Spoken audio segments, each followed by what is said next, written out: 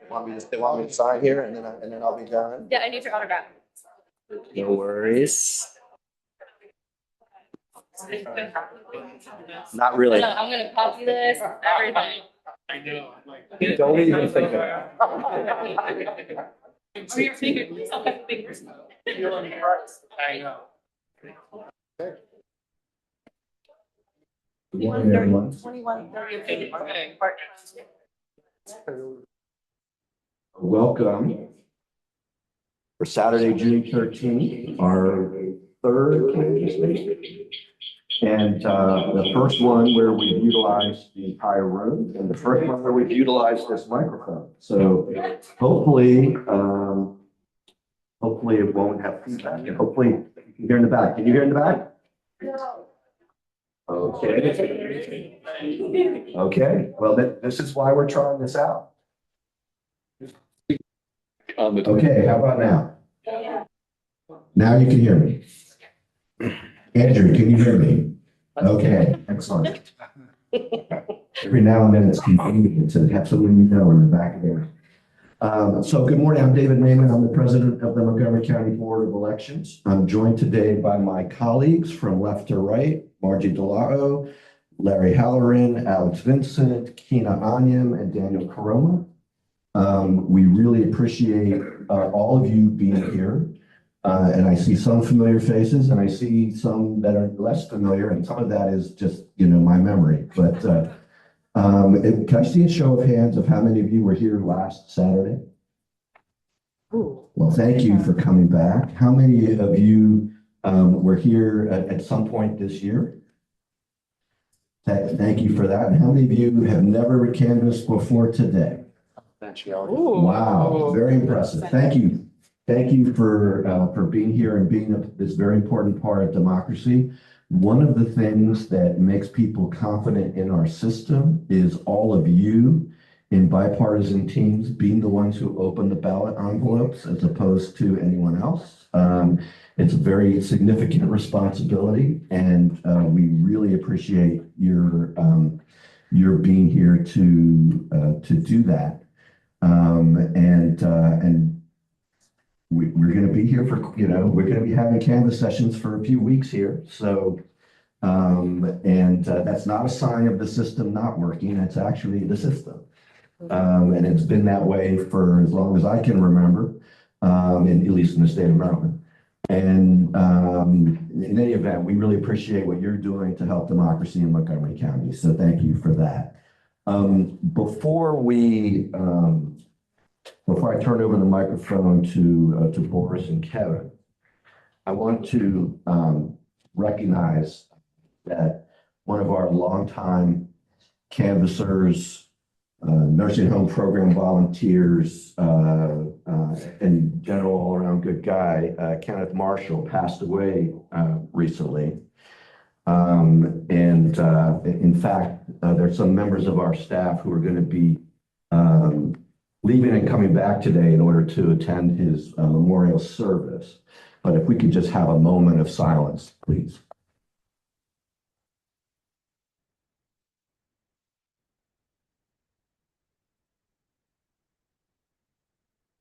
Okay, thank you very much. I think that's all I have for this morning. I'm going to pass the microphone to our election director, Boris Bryker. Thank you, David. Good morning, everyone. My name is Boris Brajkovic. I'm election director for Montgomery County Board of Elections. My part is very short. Just for the record, as David said, today is June 30th. This is day 3 of canvass for 2026 presidential gubernatorial primary election. We have quorum of the Board of Canvassers present. Board of Canvassers were sworn in before the first day of canvass. David Naiman was elected the chair of the Board of Canvassers. Mr. Daniel Karoma was elected vice chair. And Ms. Amy Hoberg, who is not with us today, she was elected secretary of the Board of Canvassers. I'll pass it on to Kevin Chapinsky, who is our legal counsel, to swear in all of you who were not sworn in before.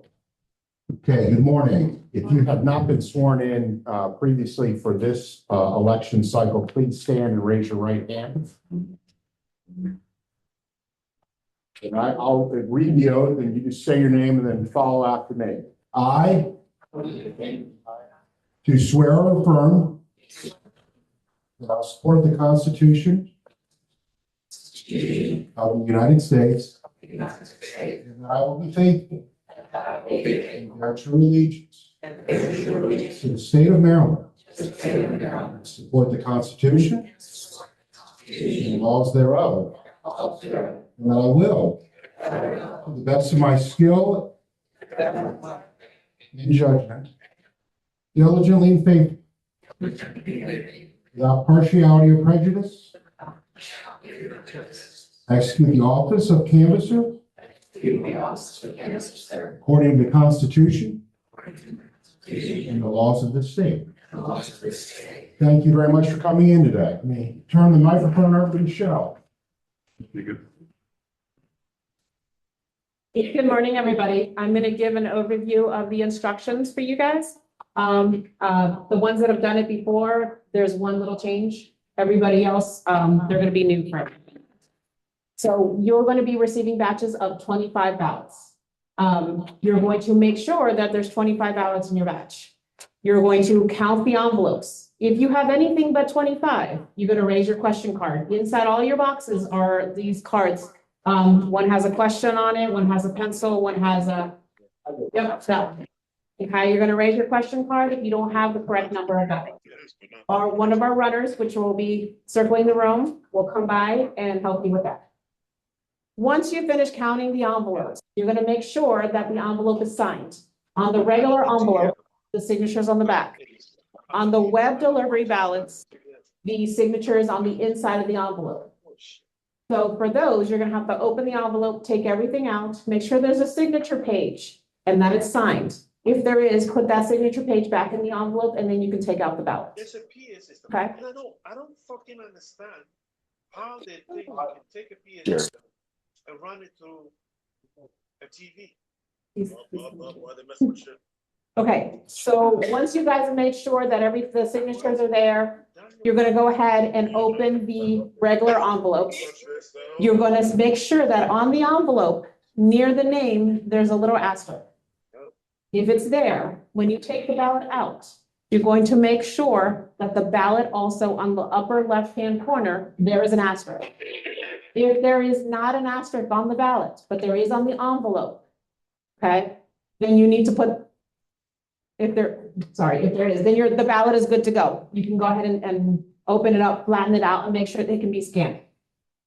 If there's an asterisk on the envelope, but there is no asterisk on the ballot, you're going to put everything back into the envelope, raise your question card. The runners will come by and you'll remove that ballot from your batch, okay? So instead of 25, you will now have 24, 23, 22, depending on how many there are, okay? Once that's done, you're going to flatten all the ballots that are good to go. You're going to make sure that they can be read from the scanner. Make sure there's no tears on them. Make sure there's nothing stuck on it. Make sure that the ovals are filled out, not X's, or they circled the name instead of the oval. If it is good to go, you're going to flatten the ballots. You're going to back bend them to make sure they're flat, completely flat. If they need to be duplicated, you're going to hold up your need a ballot card. Can we hold that aside? Yep, thank you. You're going to hold that card up. We're going to come by and get a ballot for you, and you're going to duplicate your ballot. If the ballot needs to be duplicated, one person is going to read the ballot, the other person is going to mark it. Once that's done, you're going to switch it. The one that read will be checking, the one that marked will be reading, okay? On the original ballot, you have an original ballot stamp in your box. You're going to stamp the top of the ballot with your highlighter. With your highlighter, you're going to write your batch number. So if your batch number is 5, you're going to write 5-1 on the top of that ballot with a highlighter. Once you're done with that, you're going to do the same thing, just the highlighter part on the ballot that you just duplicated so that it matches. Okay. The second one will be 5-2, 5-3, depending on how many you have to duplicate. All web delivery ballots need to be duplicated. You have staplers in your boxes. You're going to staple all the ballots, all the ballot pages together. Write the batch number and your number on the top of that one and mark that with your stamp also, and then duplicate it on the ballot. On the good ballot that we bring you.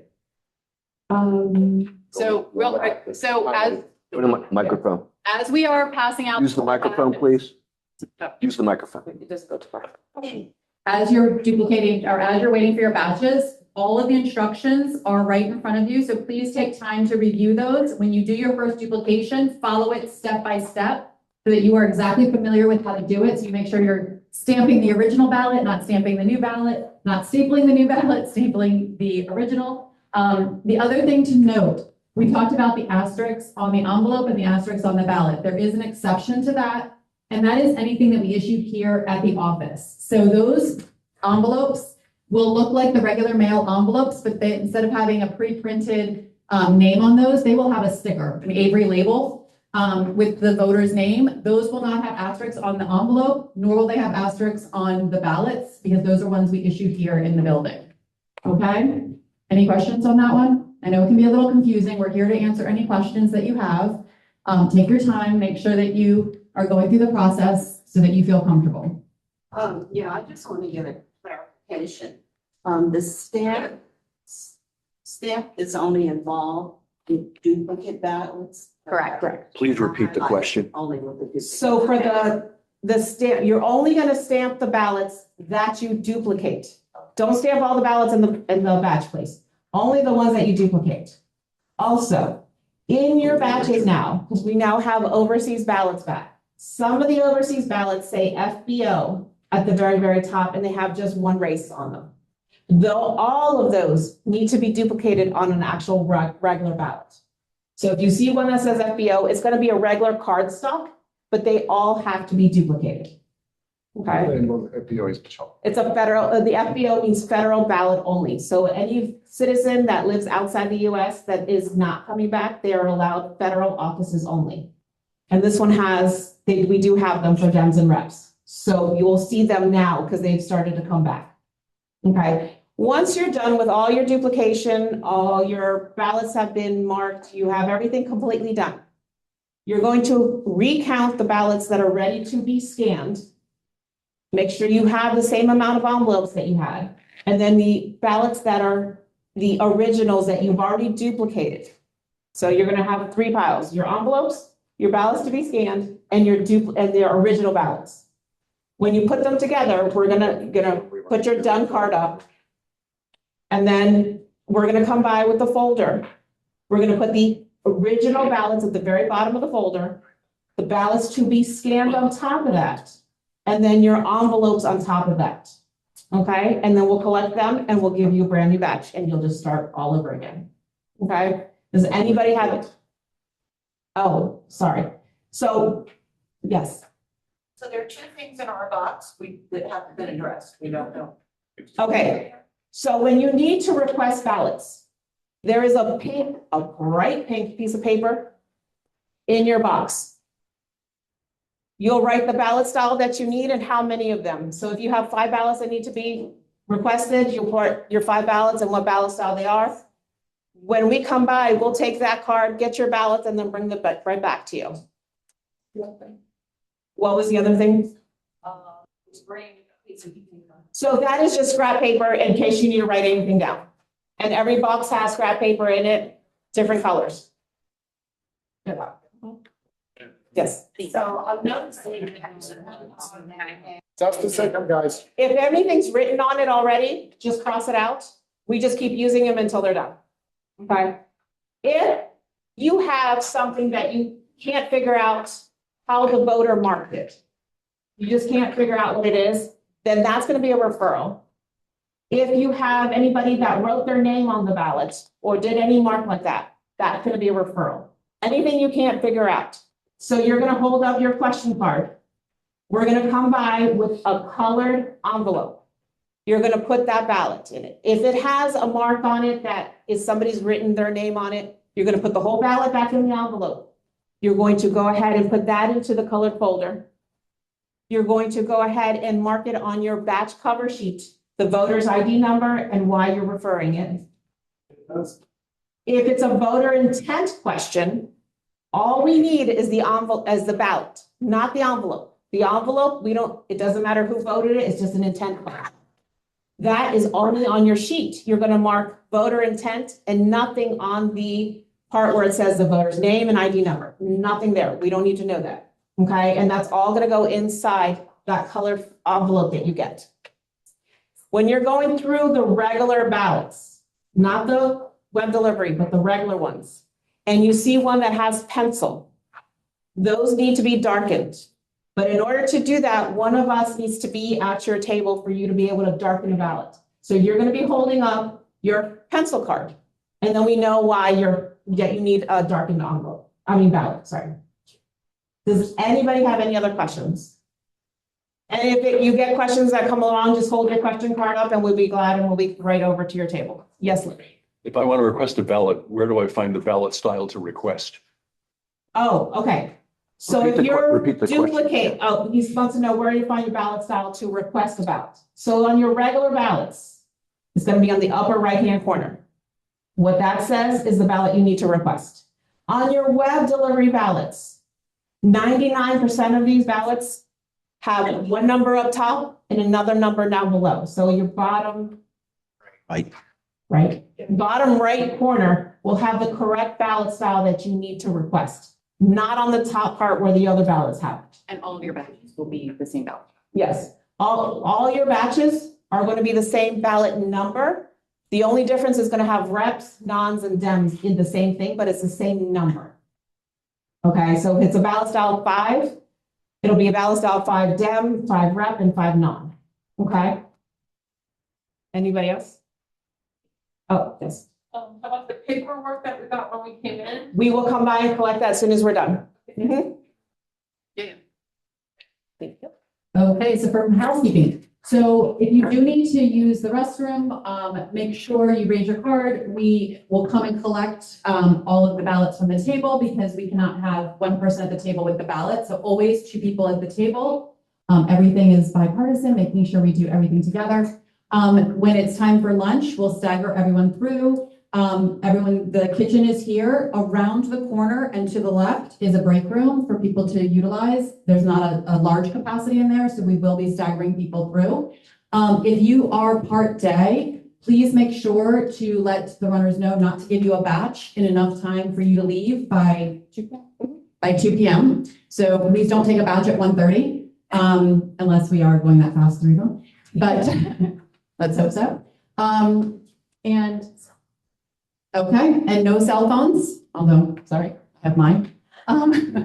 So no cell phones and absolutely no talking, please, other than the ballots. And we should be really whispering because it can get really loud in here with this many people. So we should be just minimally speaking as we are going through our ballots, no debating anything, just kind of, again, raise your cards if you have questions.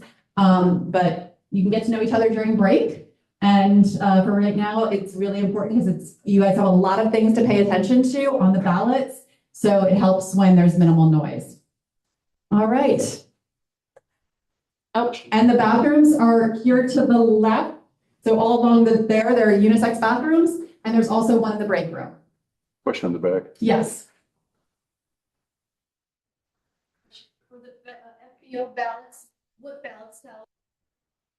Right, so the FBO ballots is going to be the same ballot style as the batch that you are in. So those will be duplicated on that ballot style. So if you're in ballot style 27, you're going to duplicate a ballot style 27.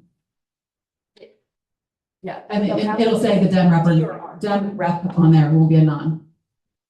Yes.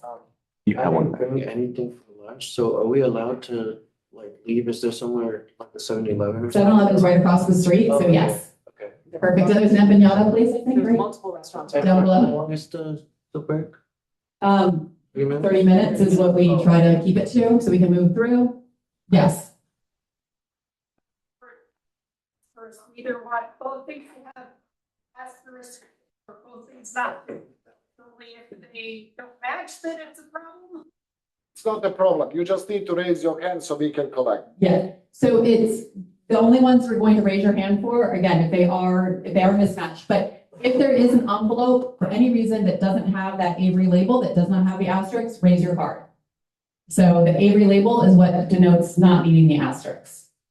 Just a label, like just a printed sticker label. Oh, Adrian's are gonna bring it. Yeah, it's just the mailing label. Yes. I think you mentioned, list of intent, but where, right there? So when you raise your card for referrals, we'll provide you, we'll come and on your Canvas sheets. So you'll have your Canvas sheets you will note that on the Canvas sheet, you'll put voter intent and the race that you're questioning the voter intent on. We don't have those now. No, they come with each batch. You'll receive those with each batch. Yes. Are you guys expecting any like influx of unfilled ballots? Company to fill out ballots, because that you.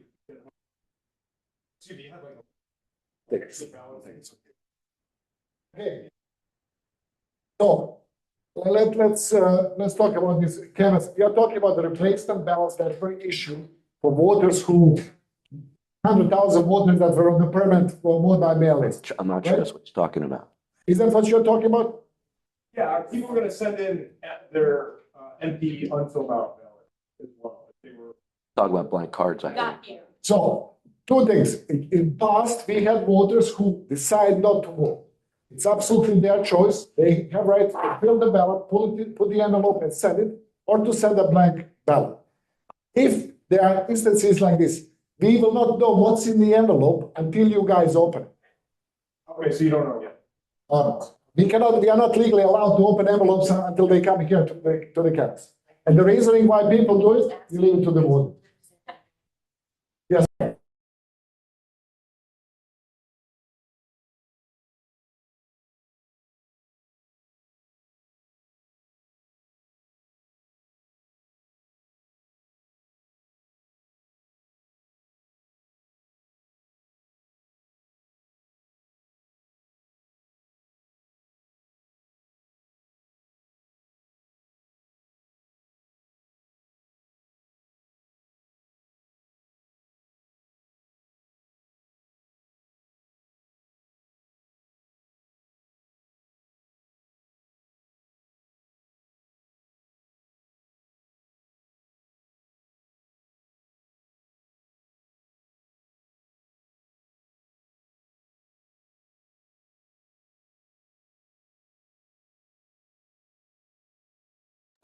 Simple as that. Two case scenarios. Okay.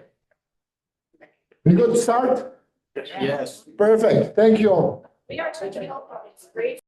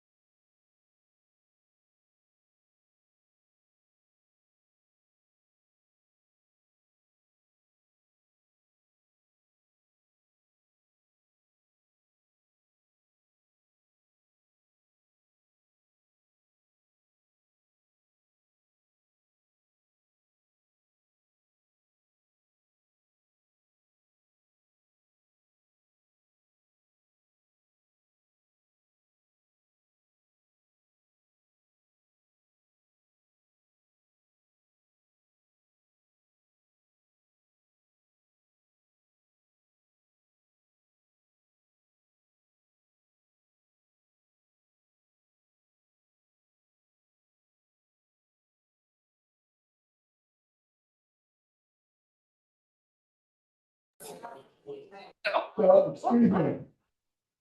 I can already attention for 1 second. You may have, what's a certificate of a person assisting the absentee voter. Kevin, some people are not listening yet. Excuse me, guys. Okay. Can you hear me now? Okay. So you may get a certificate of someone who assisted the voter. It's this form right here. It will be inside the envelope of the ballot. You just put this back in the envelope and continue to process the absentee. This is someone who needed assistance completing the ballot. Okay? As soon as I pick these. Thank you. So I haven't given you one yet, have I? I don't believe I have.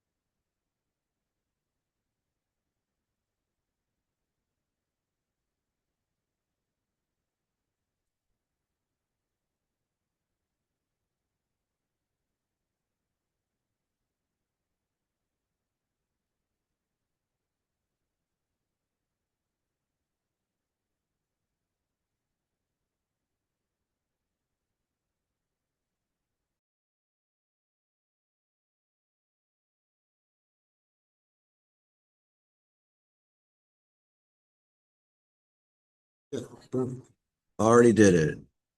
Okay, we are ready to start our board referrals.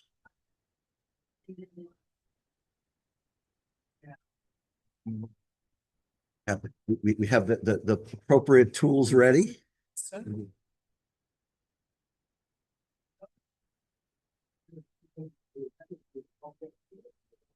Yeah.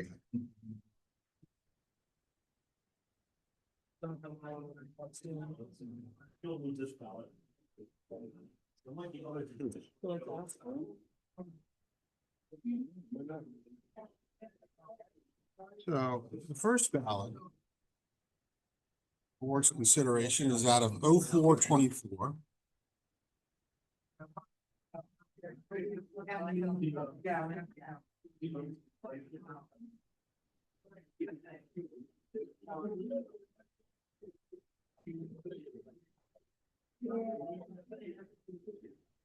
Well.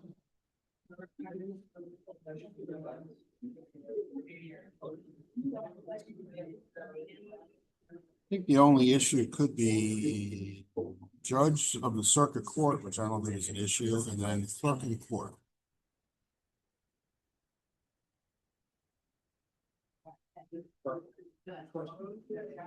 Okay, this is what judge of the circuit court looks like. And this is what clerk of the court looks like. I don't think clerk of the court to me is just a filling in issue. I think judge of circuit court is the only one that has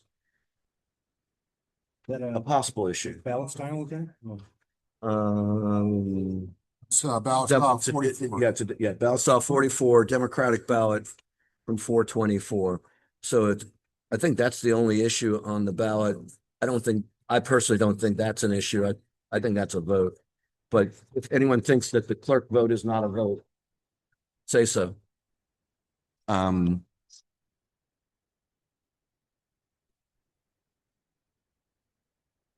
will say that I'm a believer that when in doubt, the table should be referring stuff to us. So if they refer us something that's easy, I don't have a problem with it. I know that's been our view in general over time. And if anyone wants to change that, say so. But in general, if it's a close call, we refer it. Oh.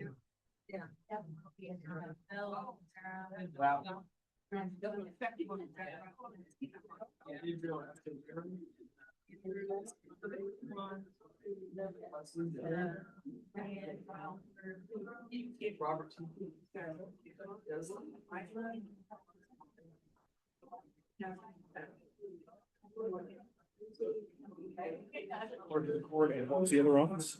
Judge. Circuit court judge is the main one. Clerk of the court is just a question of whether it's a vote or not. I think it is.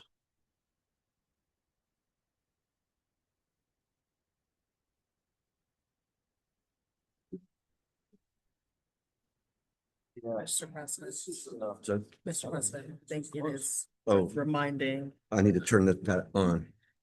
Okay, go ahead.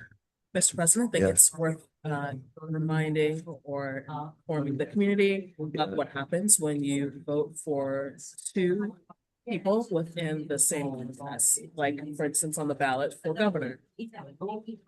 Oh, the person voted for two? Oh, they sure did. Yeah. Yeah, well, voting for two for governor obviously is an overvote. That's not even before us. I don't think it needs to be. But you're right. The community needs to know. I think most people in the community know that vote for one means vote for one. But you're probably right. That reminders not a bad idea. See, I don't think this is a close one. I don't think it should have been referred. Okay. Just a darkening issue. Okay. Well, I think that one is a darkening issue. You think that's a darkening issue is what you're saying? Yeah. Okay. So does anybody object to counting the vote for Marilyn Pierre?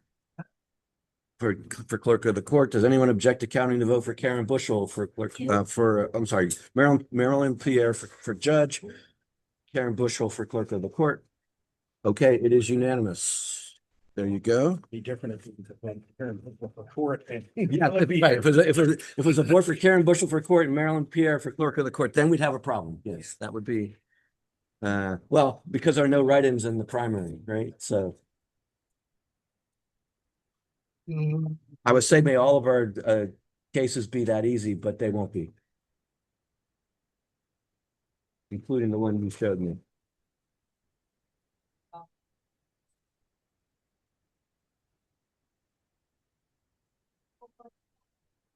Alex style one, Alex, out of 0101. And it's dim. Yeah, thanks.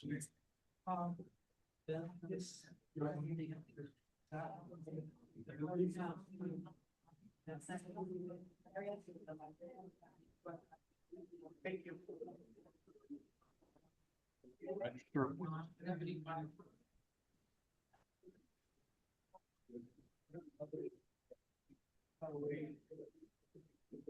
Okay.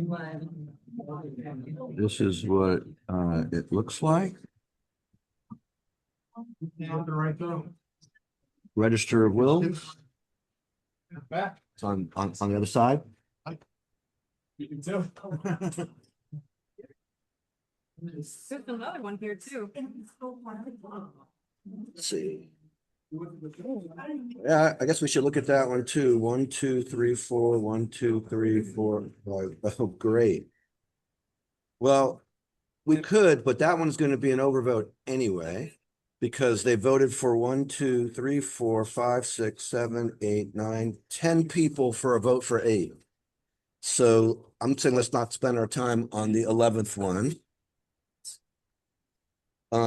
Other than it provides context for whatever we're looking at. So yeah, the Register of Wills one. Of course, around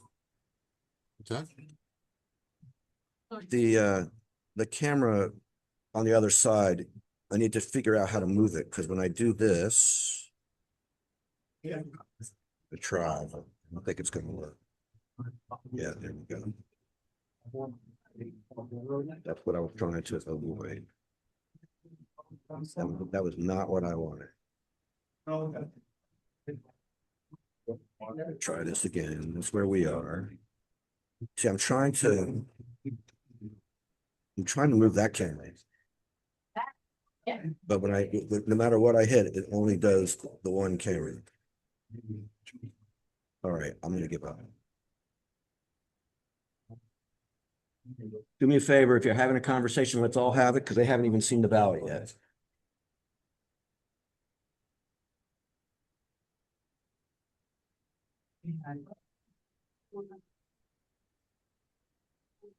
That is a good idea. I'm like, if I want to stay on my feet for the next couple of hours. Yeah, that's a very good idea. That's a good idea.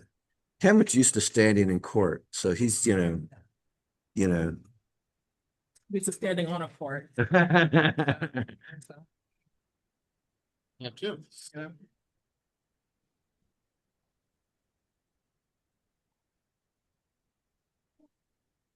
We ready? Yes, sir. Okay, does anyone have a motion on the ballot for Register of Wills?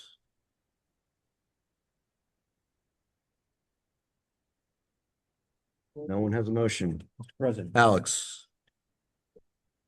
Respect to this ballot, ballot style Dem 1, precinct 1-1.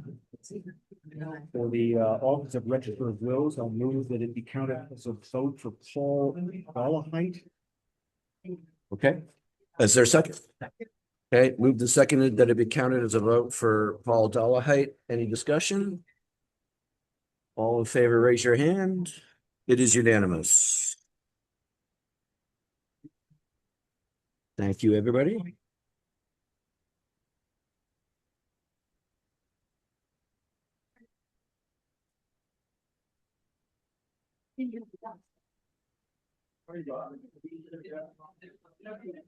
Okay.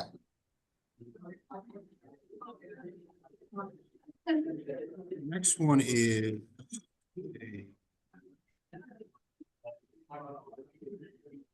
Dem 88 0613.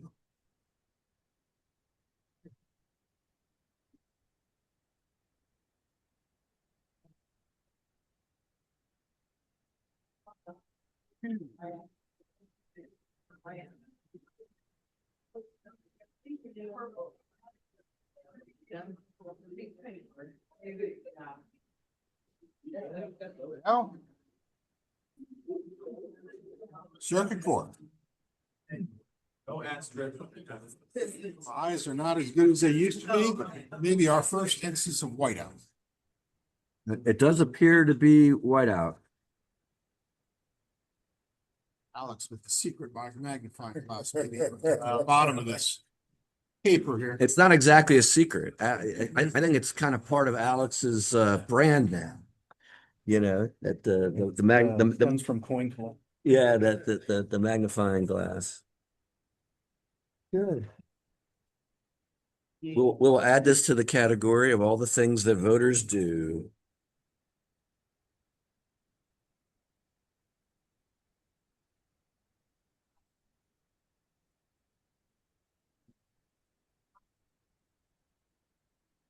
Just be careful about touching it because that can change it.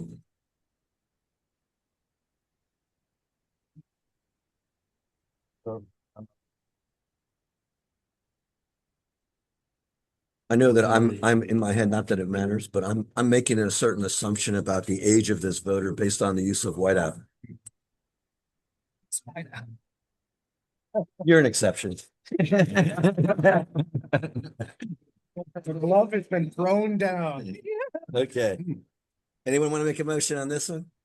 Mr. President. Oh, go ahead. Okay. Go ahead.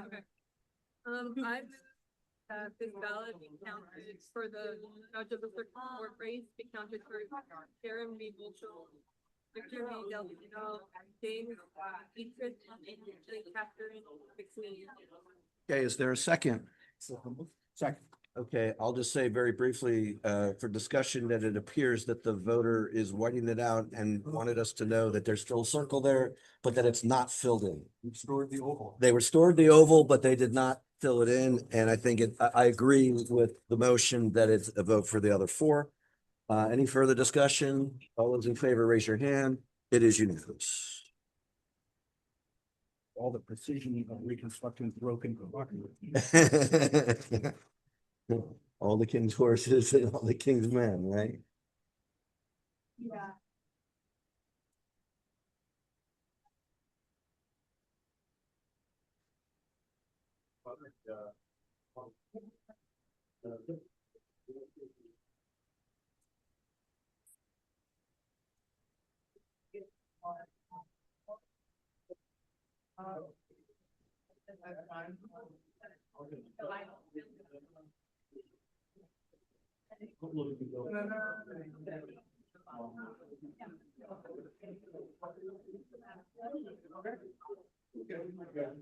Yeah, where's that? Thank you.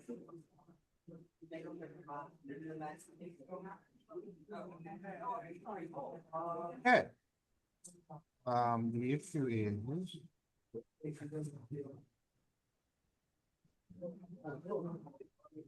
Representative in Congress, District 8, this is Dem 29 out of 0803.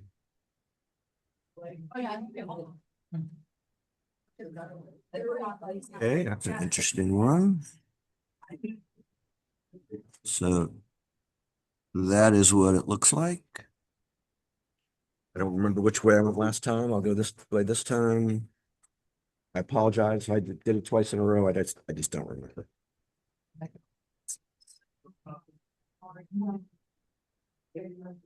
It's really interesting. My computer has a mind of its own when it comes to zooming. I go this way, it follows me. I'll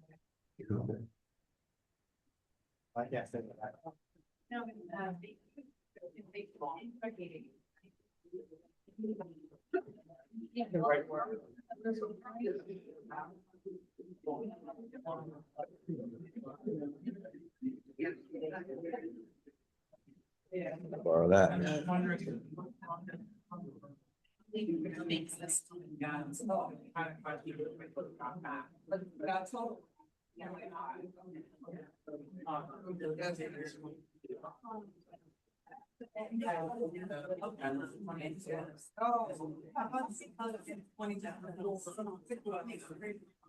You have your own. You want this? May need. Yeah. There's not enough sight.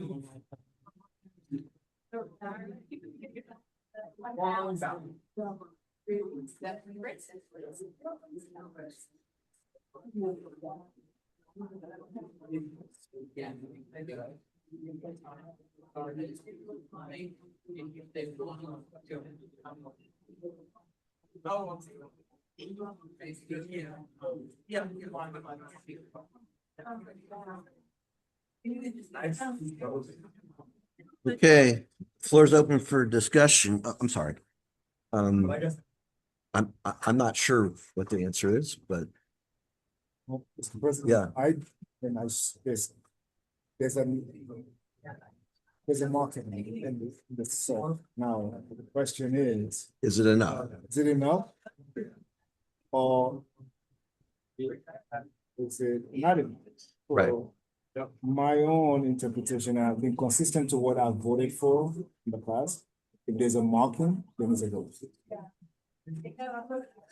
So you think that in order to show voter intent, any mark will do as long as there's not a mark in more than one spot for, if it's a vote for one. That is correct, but also there's no other, I didn't see any other efforts to nullify that mark that is in there.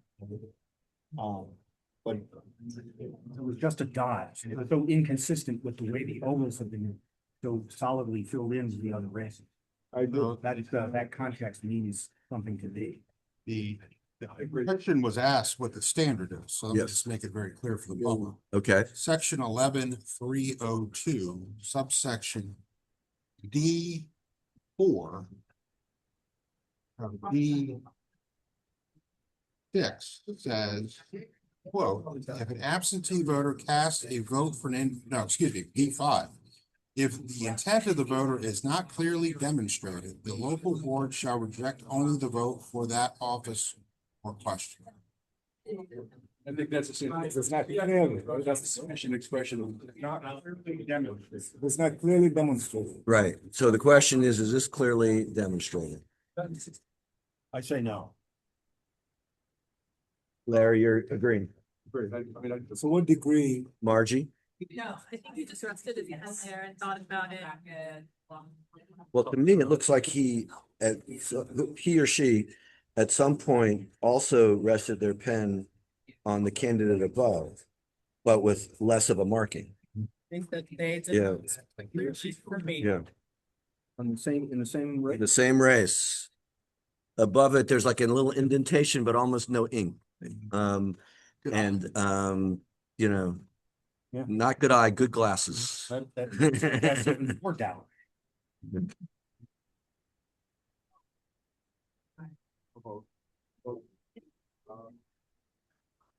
Daniel, I ordinarily agree that it doesn't take much, okay? But I'm not sure if this reaches the level of not taking much. Let me see the one you were talking about. Okay. By this standard, then it would be considered an overvote. No. No, it wouldn't. If any mark counts, then there's two marks. Let's vote for one. Well, Yeah. I think we would all agree that there is and we already had one ballot in this category, that if someone has a partial mark and a full mark, that I think we already had one where we voted that the full mark was the one we counted. So it's not the case that any mark on another oval makes it an overvote. We have to decide whether there's an indication of intent on the part of the voter to favor one. That's what we did, I believe, for the Register of Wills vote. So it's still possible if we were to say that the marking that has more of a marking is a vote, that the barely touched the other one would not make it an overvote. I just am not sure that It was very close. I'm not sure that the marking that is there is enough. You know, So that's again. to thank you, clearly, Kevin, what's for the- to clearly, what were the word? Demonstrate. To clearly demonstrate their intent. So without using a magnifying glass, I can actually see one, not the other. The other one is like a little, but to Kevin's, in terms of, his reading of what guidance I think he just provided to us. The question now I would ask is this clear enough? And if this is not clear enough, to what degree would it be clear enough? It depends on the context in every ballot. Yes. Depends on the context? No, the context. Oh, okay, yeah. No, I wouldn't say. No, not the contest. Yeah. The context. So here, Alex, can you help me out a little bit? Put it into context for me. Well, you have to judge the unique circumstances of how each ballot has been marked that comes before us. In whole or just in part? Well, you look at all of it. Yeah. you look at all of it. Yes. Yes. Talked about this last election. And before, I think we agreed that it counted because of, there was like, it felt like, it wasn't just a dot. I think there was, String. I think there was more. I think the ones that we've counted before had more than this one. And so I do not think it is inconsistent for us to say that this one is not enough and the other ones were, because, you know, there's a difference between like a clear dot in the middle, you know, versus, yeah. And again, I think Alex is right that the fact that someone fills in everything else, I don't think that's dispositive, but I think that's context. You know, yeah. I'm not convinced, but I'll take it into consideration. All right. Would someone like to make a motion on this ballot? President, Alex. I move with respect to this ballot style Den 29, precinct 0803, that for the office of Representative in Congress District 8, no vote be recorded for any candidate. Okay, is there a second? All right, any further discussion? All those in favor, raise your hand. Okay, that would be 5 of us. All those opposed? Okay, Daniel is opposed. Our first divided vote of today.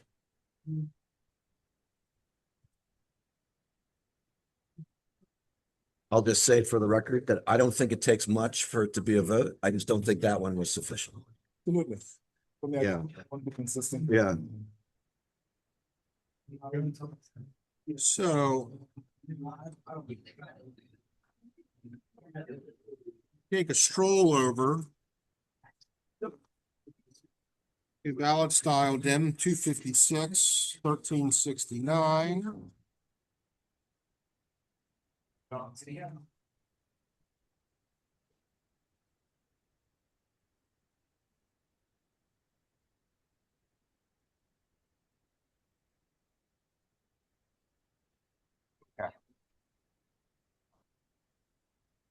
The issue is Board of Education District 3, and maybe you all should entertain a question of whether you even think this should get voted. I think we should just very quickly handle it. This is what it looks like. I would submit that this is clearly a vote for the first candidate for Board of Education District 3. If anyone needs any more time, but let's not waste too much. Okay, by unanimous consent, it's a vote for Sharon Creed. Okay, thank you.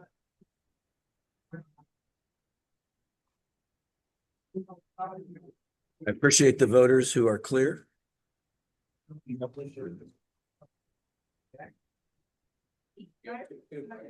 Yeah, I seen some places.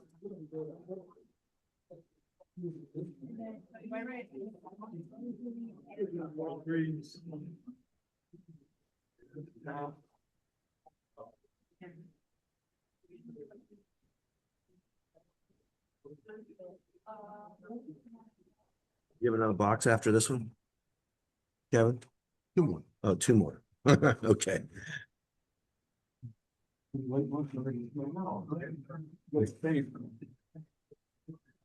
That's why I always go for the food before 1 o'clock.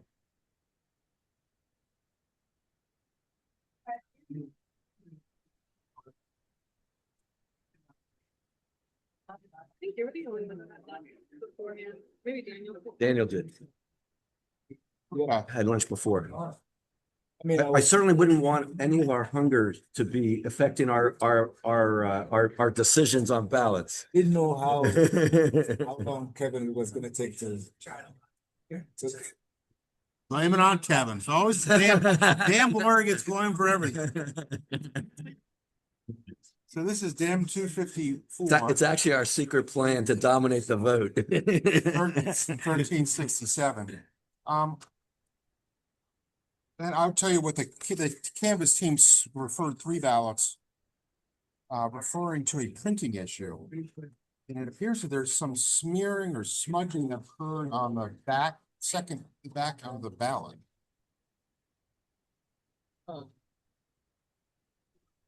Yeah, but none of these circles are filled in. Right. I mean,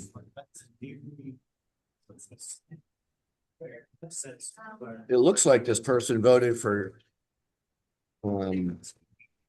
there's a smearing on here, and I'll just show it. But, and then I'm gonna pass it. As best I can tell, there is no vote other than for governor and congressman.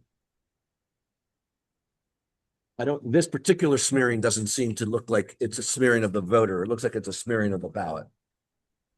We'll add that to the list for the vendor.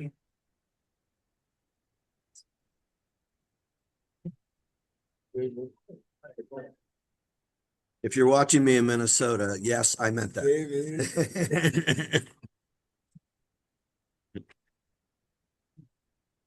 Arguably uniform is. Verticality.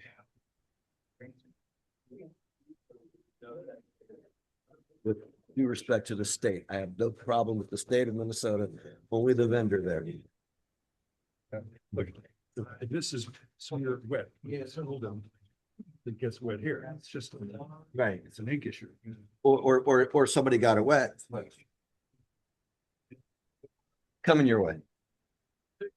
I know you can't wait. No, you can't wait. Look how Alex is looking. I understand. You're on the edge of your chairs.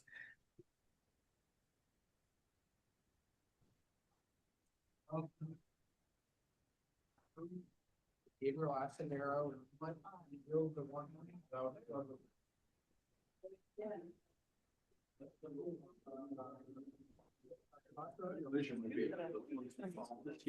What's that? Oh, I think it gets duplicated.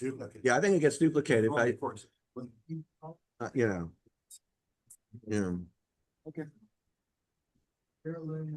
Okay, I'm gonna try and cut to the chase. Does anybody object to this ballot being a vote for Westmore for governor and Jamie Raskin for congressman and everything else being blank? No objection? All right, that's what we'll do with this ballot. It is unanimous.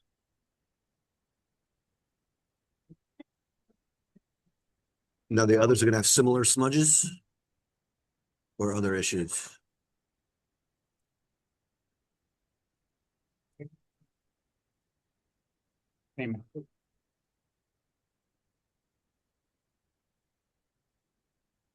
This voter voted more stuff, but I would suggest it remarkably cleanly. Yes, I would say that the smudges do not indicate a vote. Is basically the gist of it.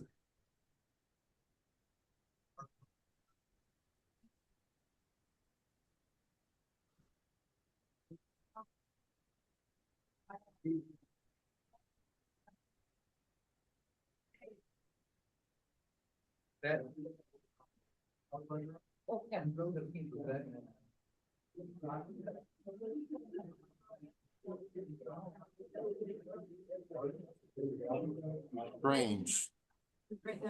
They're all in the same precinct? Well, honestly, they're none of them are related. They're not in the same household? So it's a batch of print, maybe. You know what? So. Does anyone think that there's any ambiguity about any of the actual voter markings? And so it's just the smudge issue, and do we all agree that there's no votes related to those? No votes, for any office on the left side of the second page. Right, and no attempted votes. I mean, basically, yes, the left side of the second page, no votes for anyone. Okay, it's unanimous.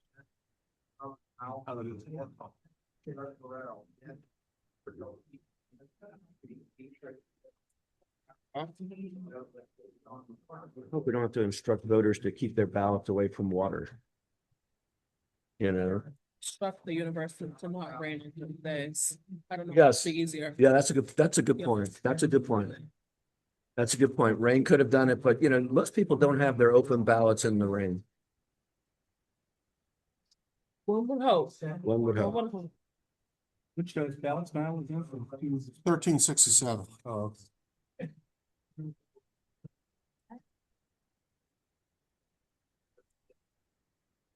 amen.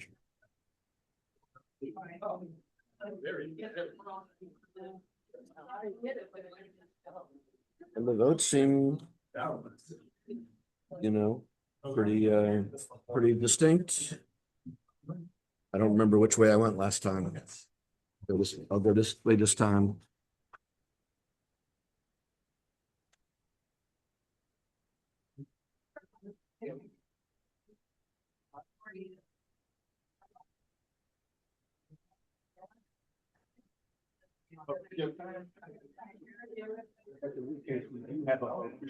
Right, we do have a vote for sheriff, but I think that the rest of it is just smudges. Well, like, if you do consider the vote for out on that one, it's hard to say. Let's see. Maybe that was the luck of the smudges. I believe that is a smudge from the sheriff, but that's an interesting question. See what you think about the top candidate on the central committee. To me, it looks like it's a smudge from the sheriff. I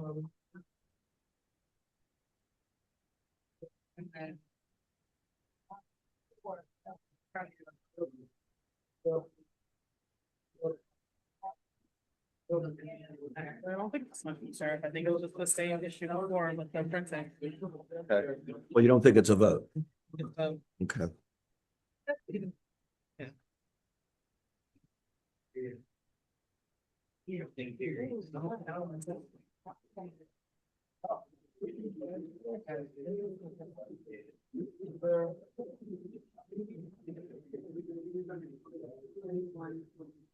Last one.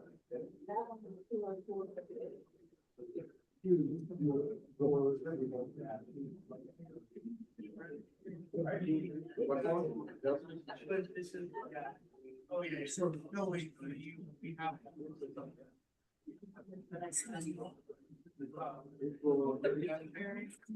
Okay.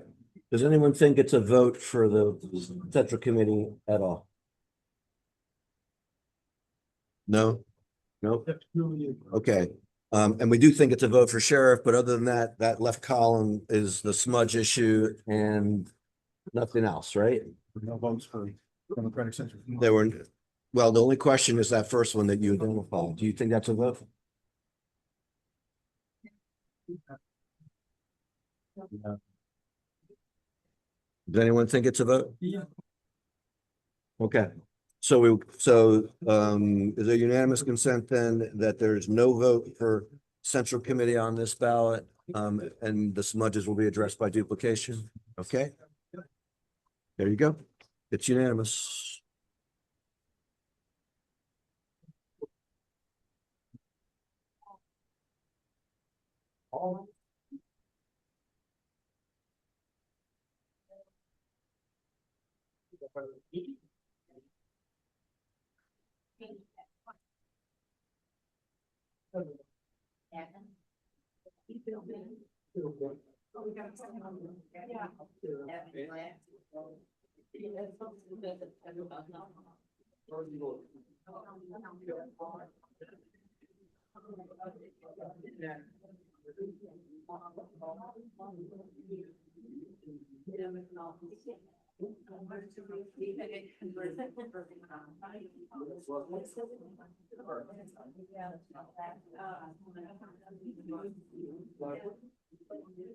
M 63, 05, 09,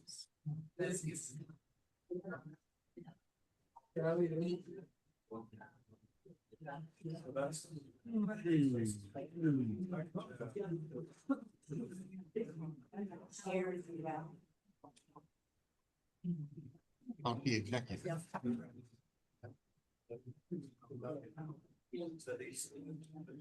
Ooh. This one will require discussion for sure. That's the county executive one. Coming to you. This one will, this one will require discussion. Look at Alex this weekend. He saw what it looks like. Oh, he did. You know, all of you should just tune in. You can see it when I put it in front of the camera. You know, No, actually, I didn't see yeah. Yeah, the law book might be necessary. He just put it away. Clearly demonstrates intent, I guess, is the standard. He doesn't know if in the will, is that crossed out in the name underlines it. Which show is this? Succession. He doesn't know whether is that like made in the CEO. Have you seen it, Larry? Okay. Alex, I think that example. Yeah. Is the example in the book? In the definition of a vote. There is one or there isn't one? I believe there is. Well, because I think the question is about the check mark. Right? I mean, well, a check mark with a cross out. No, there's no underline there. I can see why you'd say that, but it's more cross out.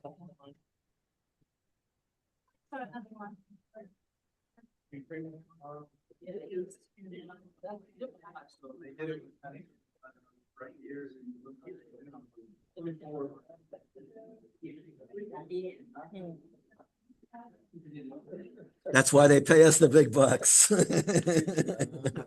There's a differential between the president and the rest of us. So. I'm sorry?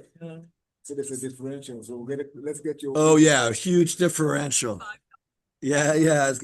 It comes out to a few cents an hour, right? It's a huge differential, yeah. All right. So here's my question. Roma is in rare form. Yes, he is. Okay. So here, let me just start the discussion and let's have a discussion because I think it's too soon for a motion. We have a partial cross out of and a filled in circle for two different names. I say partial because the end of both names is not crossed out.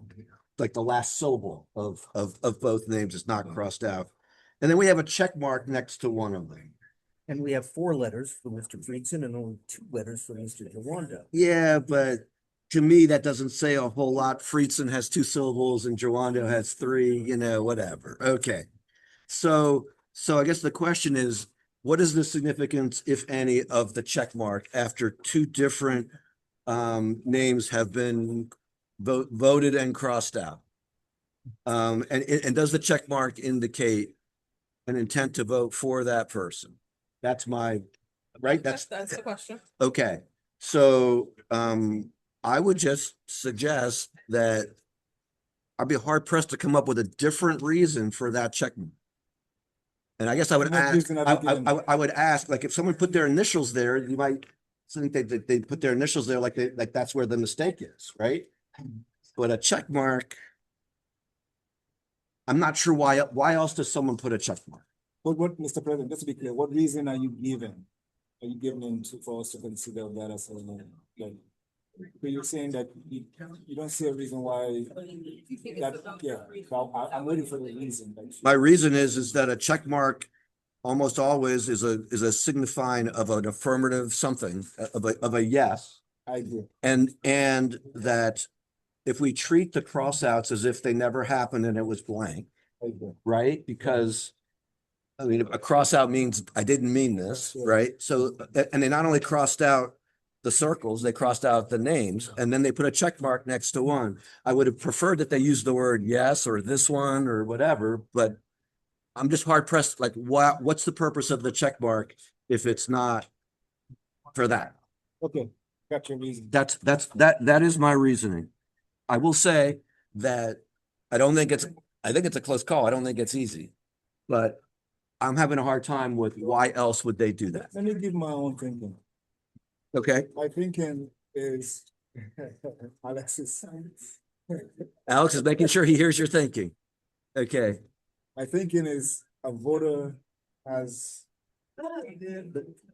a right to mark their vote.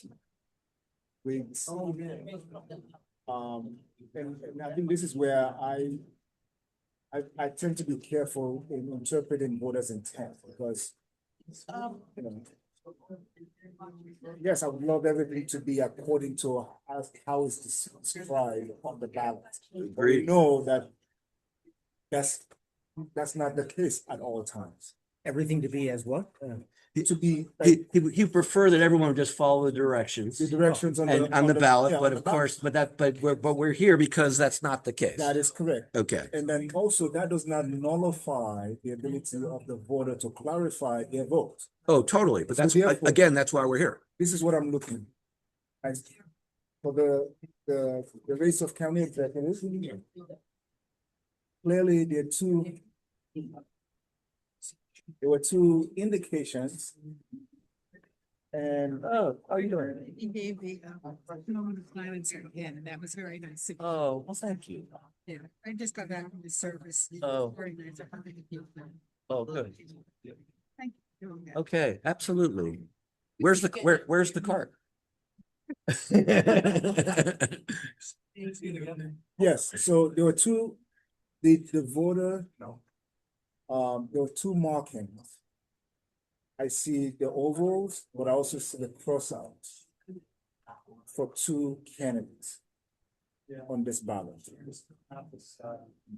Clearly, the crossout, I would interpret to be that, okay, I didn't mean to do this. And in the check mark, clearly, for me, it means this is the one I want to do. And the sequence in which it happens, I cannot say which happened before the other, but the check mark to me cancels any other thing that I don't know, that this is clearly a vote. So you are agreeing with the chair? I'm agreeing with the chair, Okay. with a slight, I understand. You're saying it your own way. yes, I'm Yes. saying, God forbid you should agree with the chair. Tina, If I may, yes. while my reasons are consistent with the chair, I have a small addition. Okay, It seems that the severity of the crossout between the two candidates is more for Jawanda than it is for Friedson, which also helps me feel more confident in the voter intent to be Friedson for county executive.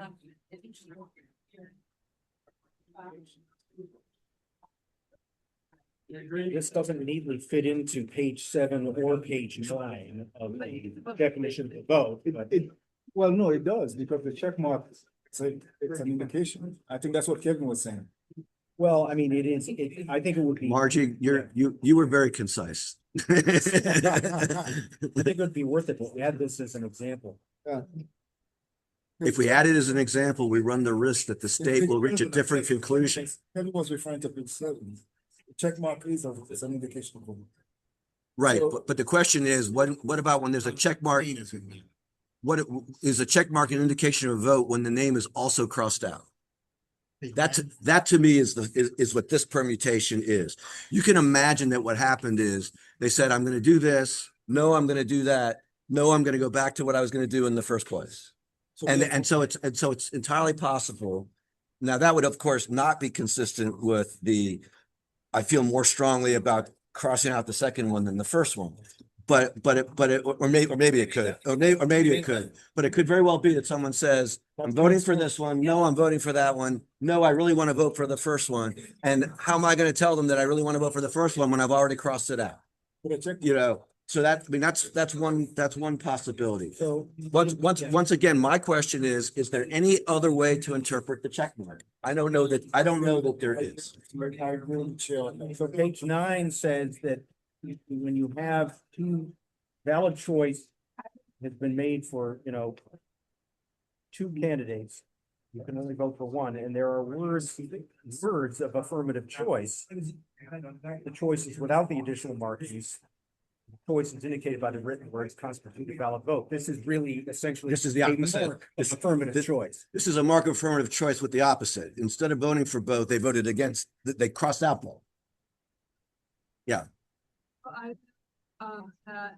For the race of county executive, for ballot style, 16-3, that this be kind of vote for any. Is there a second? Second. Okay, any discussion? All those in favor, raise your hand. It is unanimous.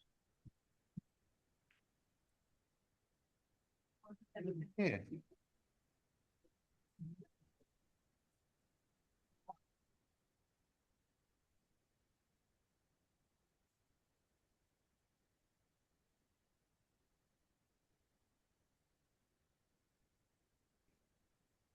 I don't think I've seen one like that before. Have you, Kevin? That one is unique. Yeah, I don't think I've seen one like that before. I always tell people every election I see something new, and I think that was new.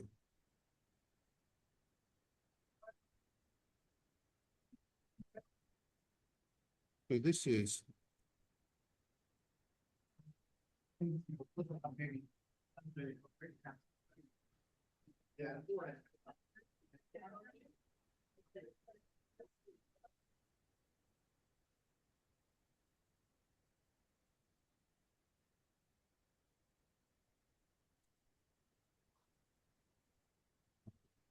This is out of it's a non-affiliated 10-0202.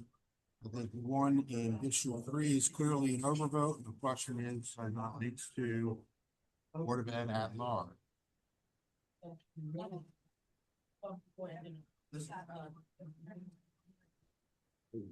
Magnifying glass. Thank you.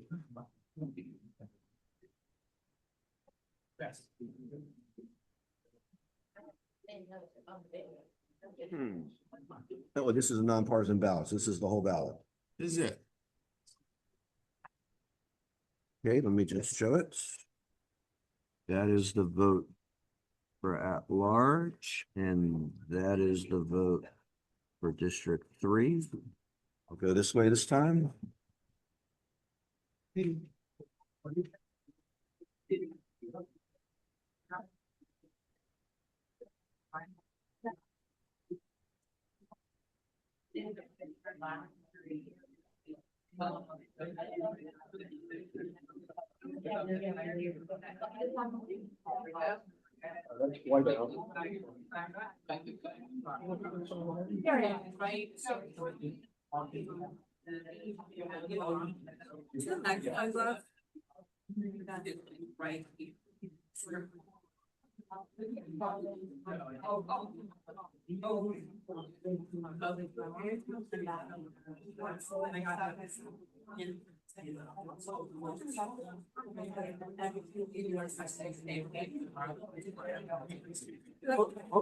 Is that Larry's? Cadillac of all magnifiers. Yeah. Lincoln, actually. Hey. I don't know. Does it take a battery to keep that light going? Yeah. It, double layers. Huh, okay. All part of Alex's election prep every 2 years. We should be supplying his batteries for him. You know?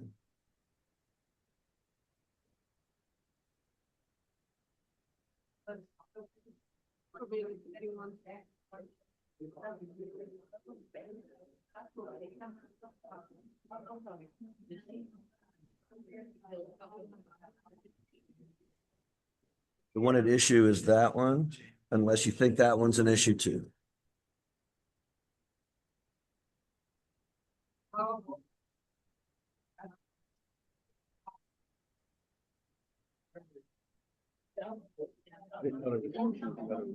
There's not really.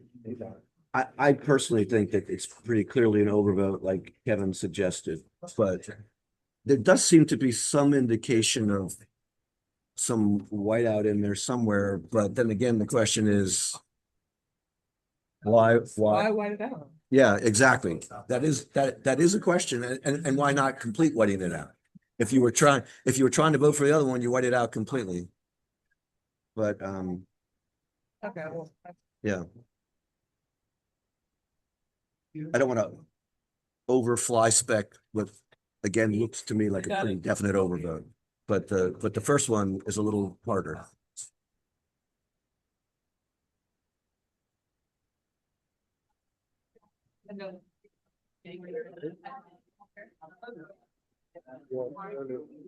right. Okay. I don't know if anyone wants to make a motion or wants to start a discussion or. Okay. Question is on the at-large race.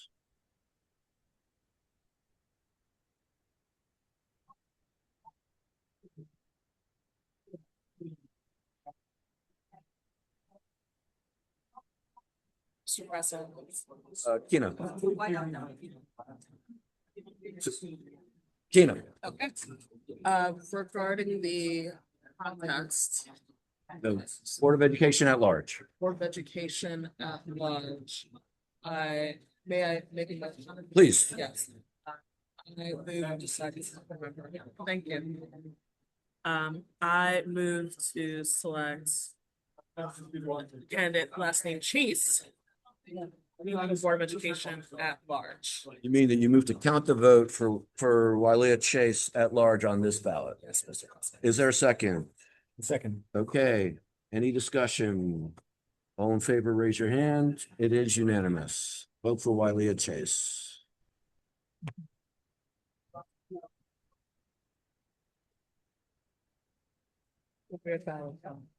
It was a weird ballot. Once again, our voters' unlimited creativity in how they approach their ballots. Yeah.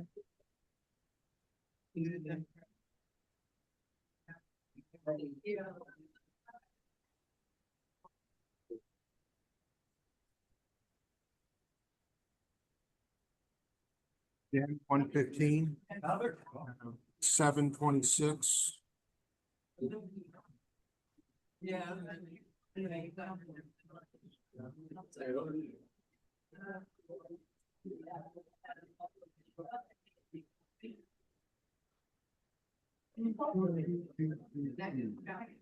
Democratic Central Committee at large.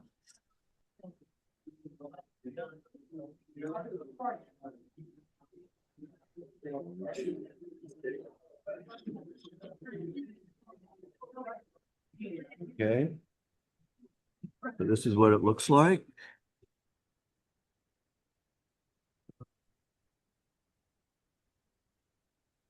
Pass it this way.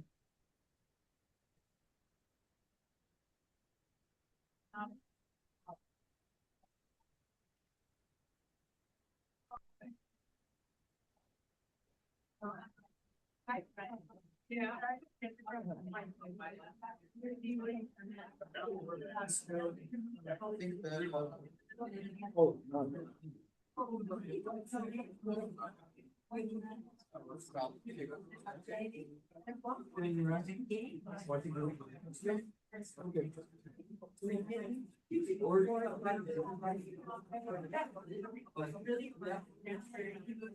Democratic Central Committee at large.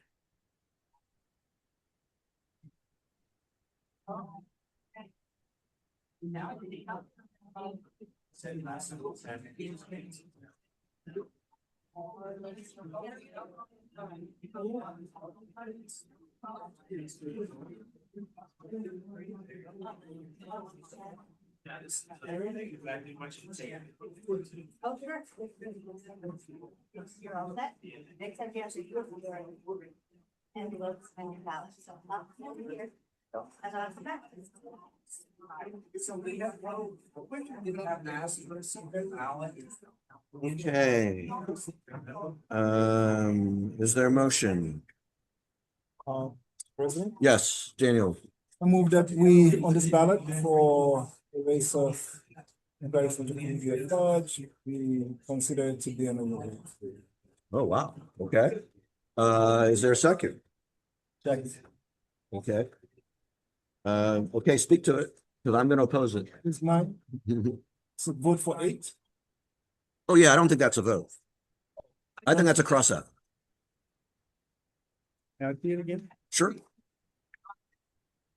I think there's a vote for 8, and I think that the one for they wanted to cross it out. Right. I stand corrected, let me take. Well, you don't have to stand corrected. No, I just did- You have to decide for yourself. Don't stand corrected, Mr. Carell. No, don't stand corrected. Thank you, Mr. Vincent. No, you look at it before you stand corrected. Look at it through a new light. That's why we all talk to each other. You know, I don't know what to. maybe I overstepped by asking for a motion because to me, I had a pretty strong feeling about it being a cross out, but There's points of just figuring out if the team decided. right. Right, so. Right. Well, but usually when I ask for a motion, I have a thought that we don't need more discussion first. And in this case, I was wrong. You know, so We're not in your head all the time. I try really hard. I try to think of you every minute of every day, Daniel. Oh, thank you. It's a pleasure. But maybe only most meets, you know.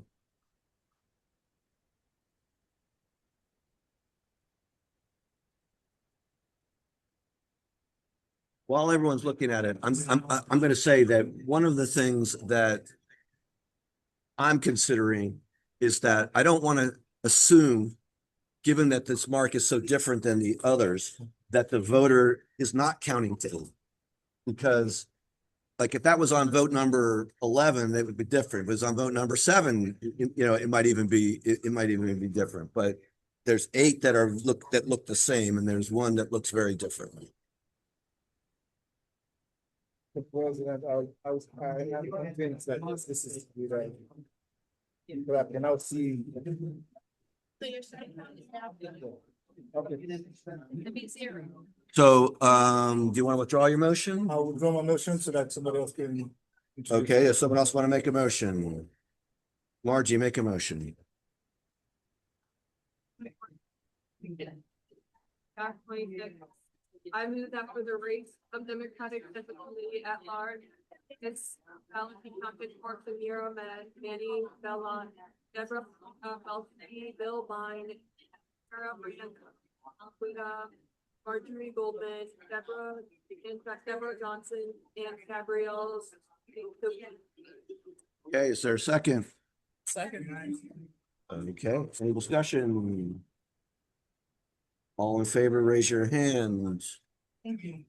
All opposed? Okay, Alex is opposed. You think it's an overvote? Yeah.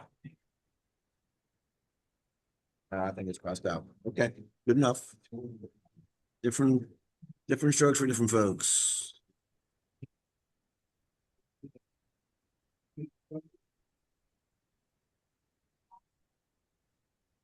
Kevin, this is only your second box, right?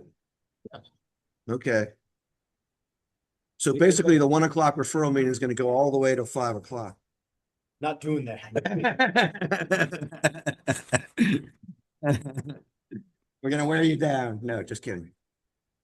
Although I'm sure you guys both know that was an old John Dingell strategy, you know, to kind of just keep it going. You want a potty break? Too bad, you know.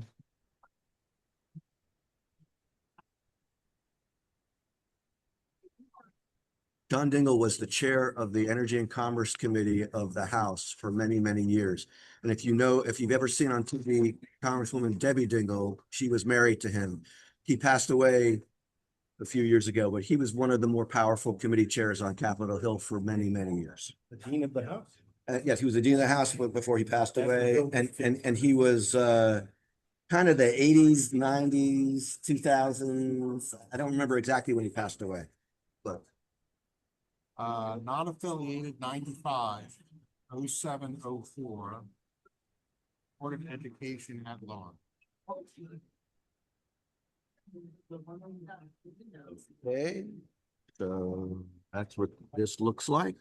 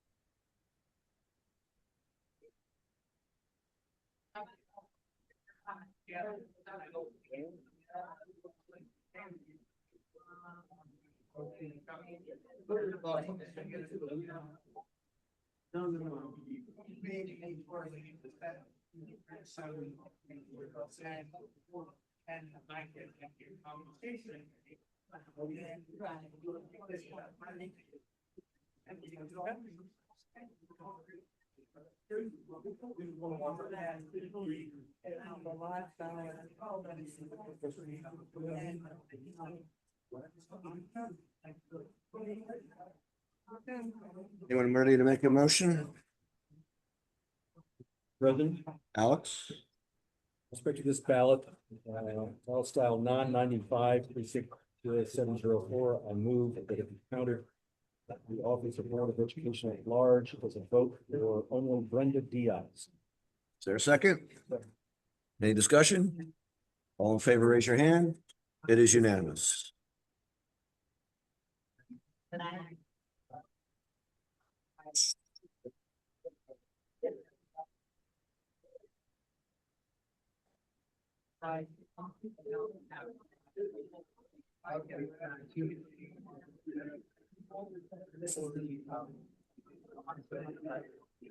Maybe we should say something about. You wouldn't have said that if you ate your lunch already. I stand justly rebuked.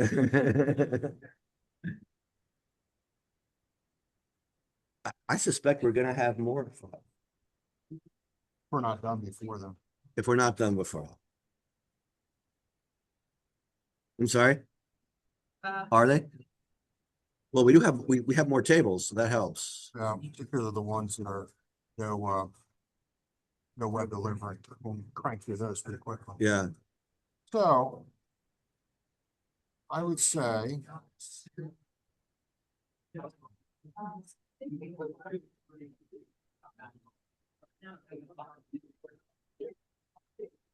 state's attorney and clerk of the court. Let's just do something else, David.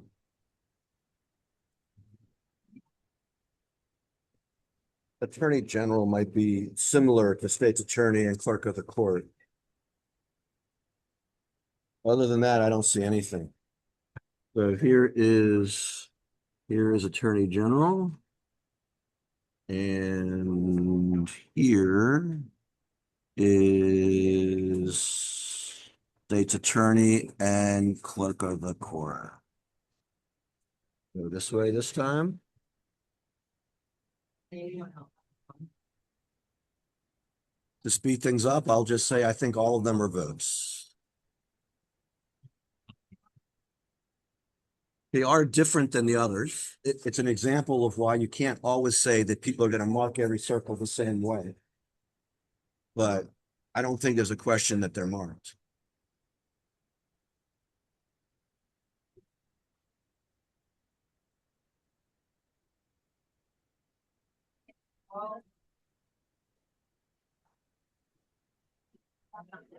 So is it for Attorney General? Attorney General, state's attorney, and clerk of the court. I will also point out that all the offices are unopposed. So, which helps.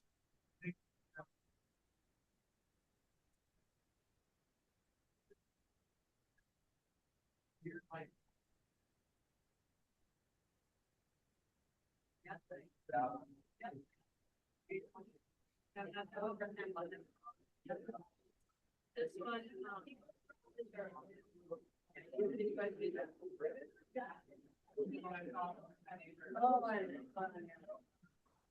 Okay, does anybody believe that any of those three is not a vote? Okay, we unanimously conclude that they're all votes.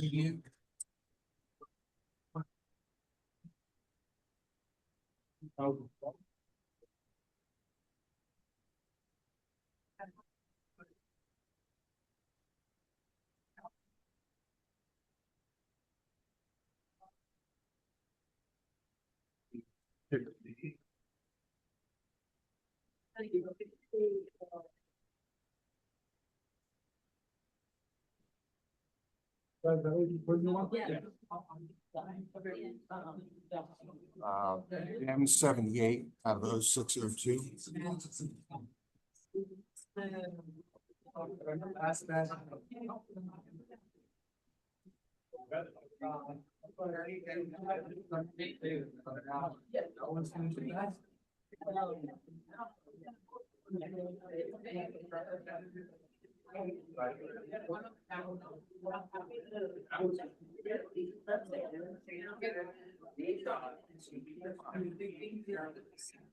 Okay.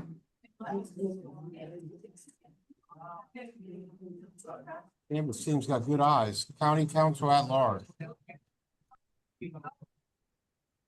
Oh, wow, they do have good eyes. And that is what it looks like. For the council at large. I think I go this way this time.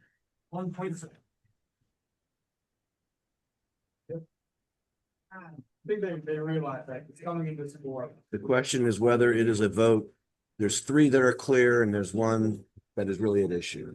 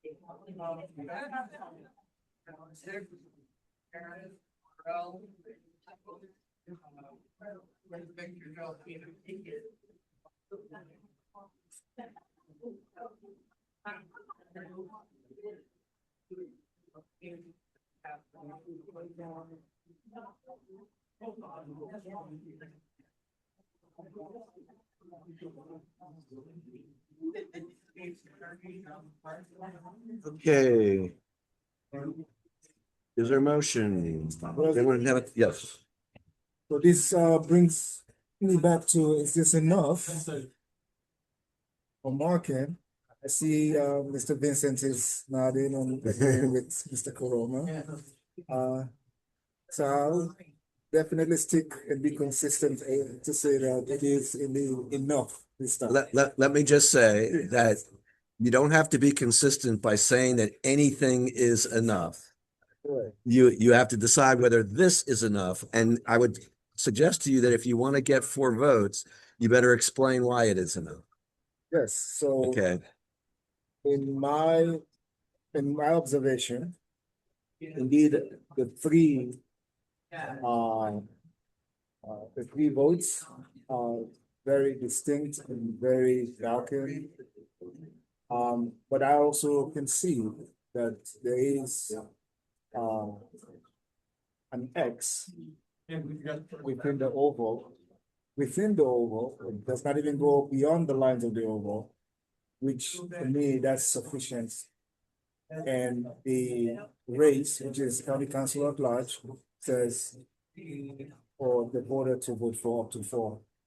So it's not an overvote, but I do see an X within the oval, which to me I have a magnifying. is an indication of a vote.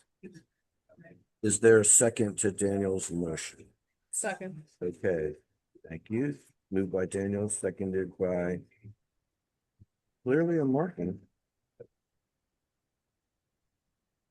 Yeah, I mean, to me, it suggests some ambivalence. I can't really tell It's a very weak X, and every one of the other ovals is very expertly filled in. Yeah. If this person really wanted to vote for third time, I would have expected to see that.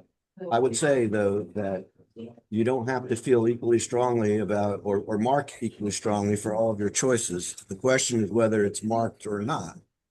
And whether it's, or sufficiently marked. Sufficiently does not mean the same as all the others. Like, It does. It does look like an X, but that also means it doesn't look like a stray mark. Right, this intention. It looks like an intentional mark. And a comparison. if they were intentional, they would have been consistent with how. Why? We have lots of voters who are inconsistent. I guarantee you in this pile and that pile, we will find voters who are inconsistent. Well, that is true. I would also point out that with other ballots, what we have found slightly more consistent is for marking, so the person does not want the vote. It usually exists outside of the circle or a more objectively larger. Right. I agree with that. I agree with that. Ordinarily, when someone wants to say no, they have a larger X and they don't necessarily make it within the circle unless they've already filled in the circle. You know, I don't know that we've had another instance of an X in a circle that we have not counted as a. But it's a pencil X, in contrast with the other ovals. Is it? Yeah, Being a pencil or pen does not. Doesn't.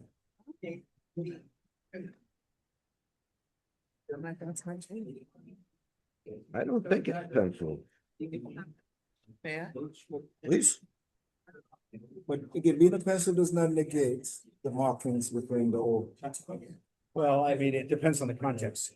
Okay, so why would someone mark an X with a pencil while using a pen for the rest of the ballot inside of an oval? Well, of course we won't know, but I mean, but we have to hypothesize. Has this person demonstrated an intent to vote that vote? And again, like, why would they bother? If they had a different, if they had a different writing utensil, I would really have to say, why did they bother? But I personally I can't tell whether that's pen or pencil. And so where we are limited, we have to go by what we see. And in this case, there's a marking not even outside of the oval. Legal test is, does that demonstrate, clearly It demonstrate? doesn't demonstrate, right? So that's. Well, why does someone put an X in a circle? Is there any example in here where an X inside a circle is not a vote? When the circle's not filled in? Certainly, you know. Like this. I don't think it's pencil. Do you think it's pencil? I no longer think For me, it wouldn't really matter if it's pencil or pen. The mark is distinct. And it demonstrates. See, I don't think that the mark that goes from top left to bottom right looks like pencil. All right, let's try the super magnifier, right? I'll get the Lincoln. Larry's Lincoln. See, it's also like almost exactly in the middle of that oval. It's a little bit high for the middle of the oval. Saying it's not just an X, but the position of the X. It barely goes outside the oval at the bottom right, and the X is roughly center, a little bit high. I mean, I started off saying this isn't a vote. That's why I said you had to get 4 votes, you had to convince us. I think you convinced me. Just voting, pondering. Ambivalence. And ambivalence is still a vote if it's a vote. You can be, you can have 3 people that you love, and believe me, in a lot of these races, when there's 4 people to vote for, lots of people are going to say there's 3 I love and I don't know what about the 4th. That suggests a ranked choice vote. What we're dealing with here. I disagree with that assessment. Those are fighting words. No, he's just trying to get a rise out of us. Well, I need to know when to fade. Yeah. How many left? I need to know exactly when to fade. So can we trade a vote for a lunch break? No, no. All right. Are we done talking? And remind me, did we have a motion already? Or did we just? Motion and second, and I'm concerned that there's 6 people here. Yeah, I'm concerned with that too. We may have to come back. Come back again, but that's true. That is a good cause for concern. All right, well, let's take a vote on the motion. The motion is to count, the motion is to count it as a vote for, I don't know how to pronounce her last name, Vicky Vergani. All those in favor, raise your hand. 3. All those opposed, raise your hand. 3. The motion fails. Is there another motion? President, Mr. Vincent. back to this ballot, then 13. I move that for the office of county council at large, it be counted votes only for Barry, Goldberg, and McNulty. Is there a second? Second. All those in favor, raise your hand. Oh, interesting. Very interesting. Okay, all those opposed. Well, I guess we've dealt with the 6-person question. Kina has voted in favor of Actually. I'm sorry? You said the right words for motion. That would have probably made the same one. I felt very definitive about the 3 above the exit side. Yes, but he used the word only. That's what I voted against. Only. He didn't say just count the votes for them. He said only for them. To me, it was the same motion as the one before. It's just the opposite side. But that's okay. You can explain your vote to anyone who wants to question you, you know.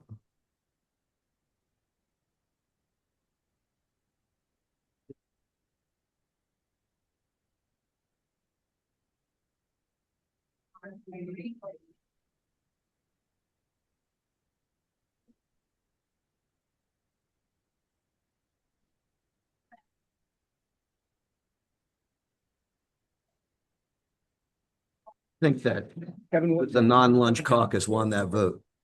On that note, consider 13.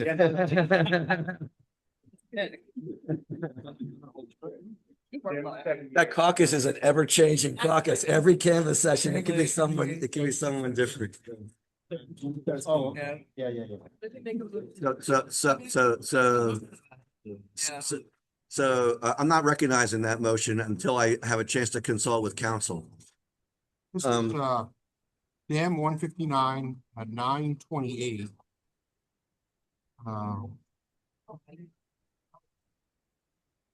Counsel, do you have an opinion on the question of whether we take a lunch break or plow through with these? You all should take a lunch break and you can go back and finish these after you're done with your lunch break. Okay, but we're gonna do the ballot you have in your hand. Correct. Okay. It's like our canvas teams, we don't leave anything on the table like that. So I'll go ahead and process those while people grab lunch. This is Democratic Central Committee at large. And that appears to be the only issue describing this ballot.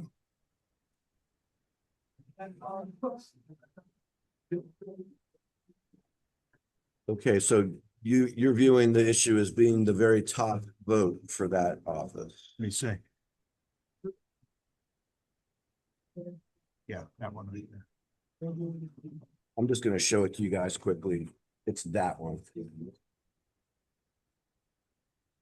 I don't see anything else with that ballot. I don't either. Come on. Yeah, that's fine.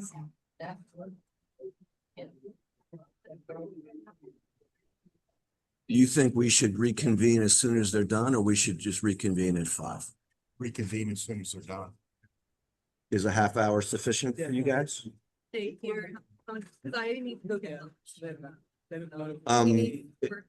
We need 4 in the building. Are others leaving the building? Keena, are you leaving the building for lunch? Yeah. Okay, then you're good. Before you leave, is that a vote? Yeah. Okay, Anyone, Say it again. does anyone think it's not a vote? I got you. Oh, no, no. No. I think it's a vote. There's a clear marking in that. Oh, that one I think is no, yeah, I'm ready. yeah, Let's wait and hear what Mr. Vincent will say. okay. That's good. Yeah, I agree. Okay, so is it unanimous? It's a vote? Yes. Okay, it's a vote.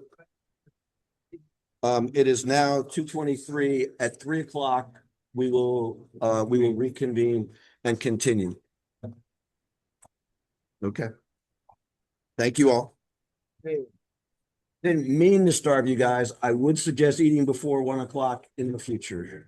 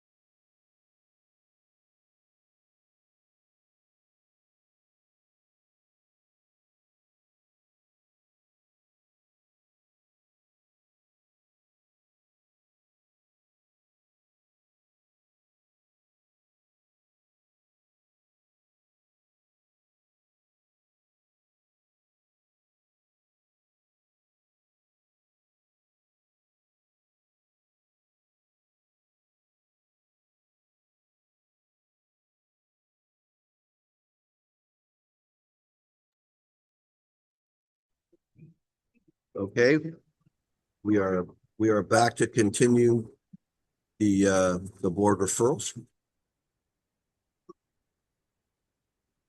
Okay.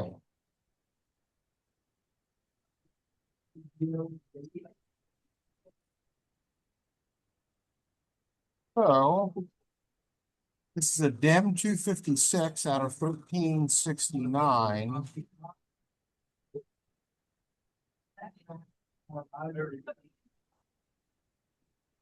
And,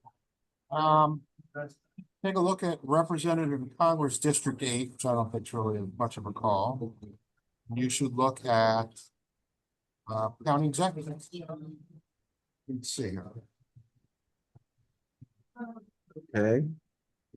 That's District 8. Looks like it's just a smudge. Okay.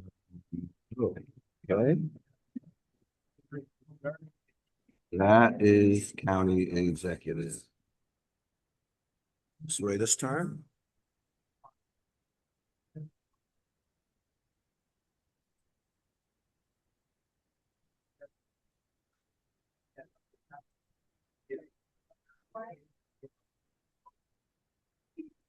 Is it case key? It looks like it's seen some travel.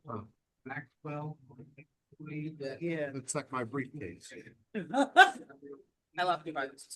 Was that? I'm not too hard. Your case is also season travel time. This thing has been tried and true for it. So, what was it originally made of? My case. Right? My case? Yeah. Oh, this is the keyboard, but on the other side of it, Oh, I see. right. Yeah. But I treated like the keyboard, the keyboard just were too finicky, but this one that's fine. But that's the County executive and Congress. Okay, that easy enough, and yeah. Well, I mean, yeah, I guess so, but I don't know. Okay, yeah. Okay. The floor is open for discussion. Yeah, one more time. Yep. I think it's the engineer. I think it's a vote for Andrew Greenfield. And the same for Congress? Vote for Raskin with a pen smear? Anybody have a? It looked like a marker that basically just.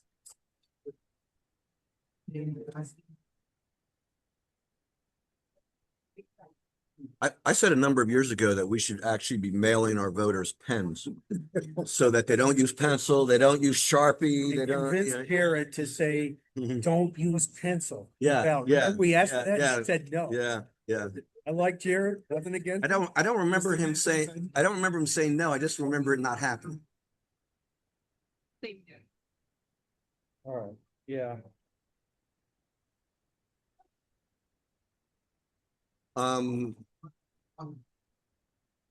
Margie expressed the view that it is a vote for Friedson for county executive with a smudge and a vote for Raskin for congressman with a smudge.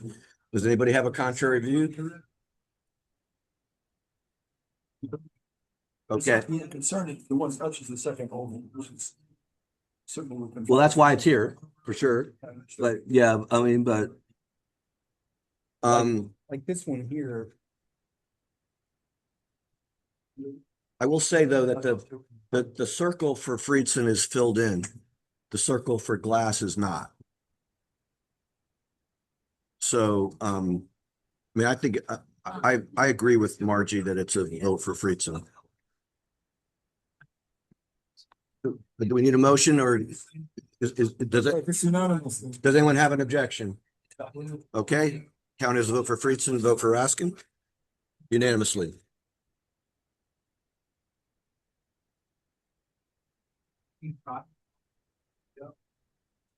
Yeah.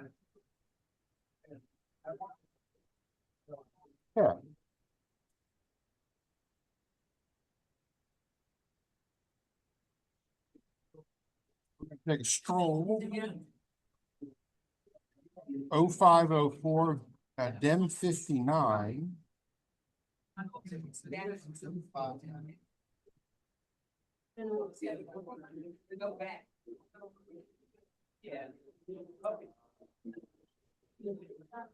Ballot sworn, so it's sorry.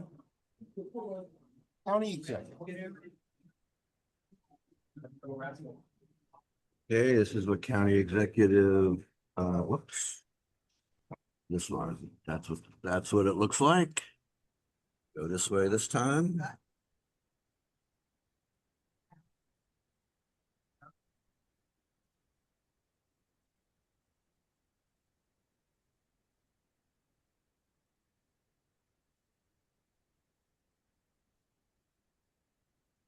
County executive.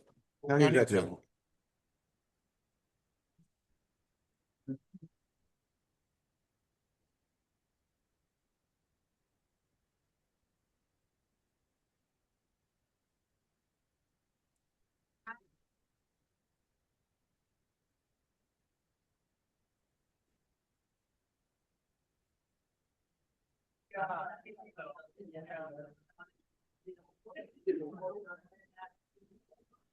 RGB, a good job.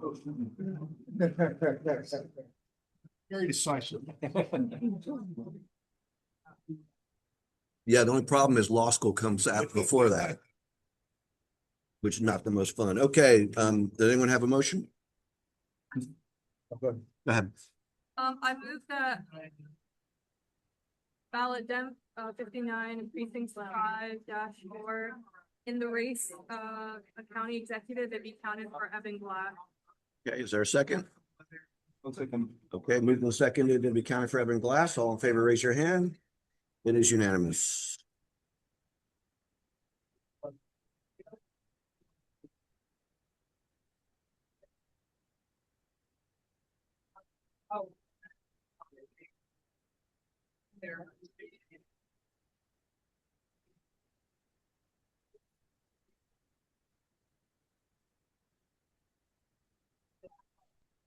With the pad. Oh, yeah. The real pad. The real pad. Election's right around the corner. It's time to get serious.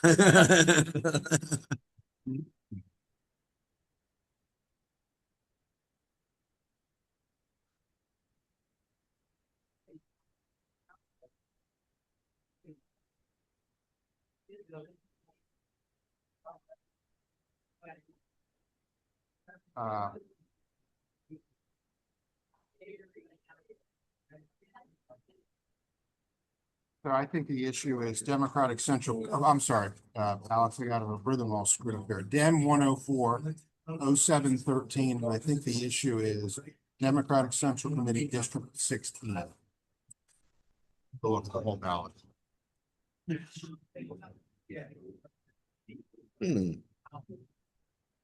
Interesting.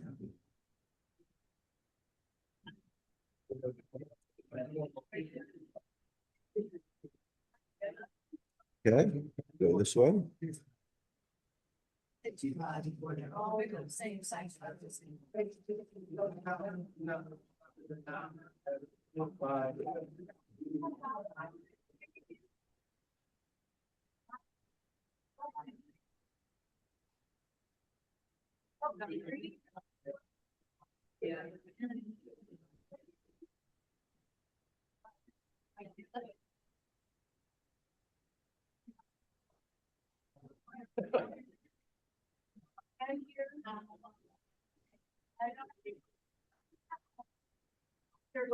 Yeah, no, definitely. Come on now.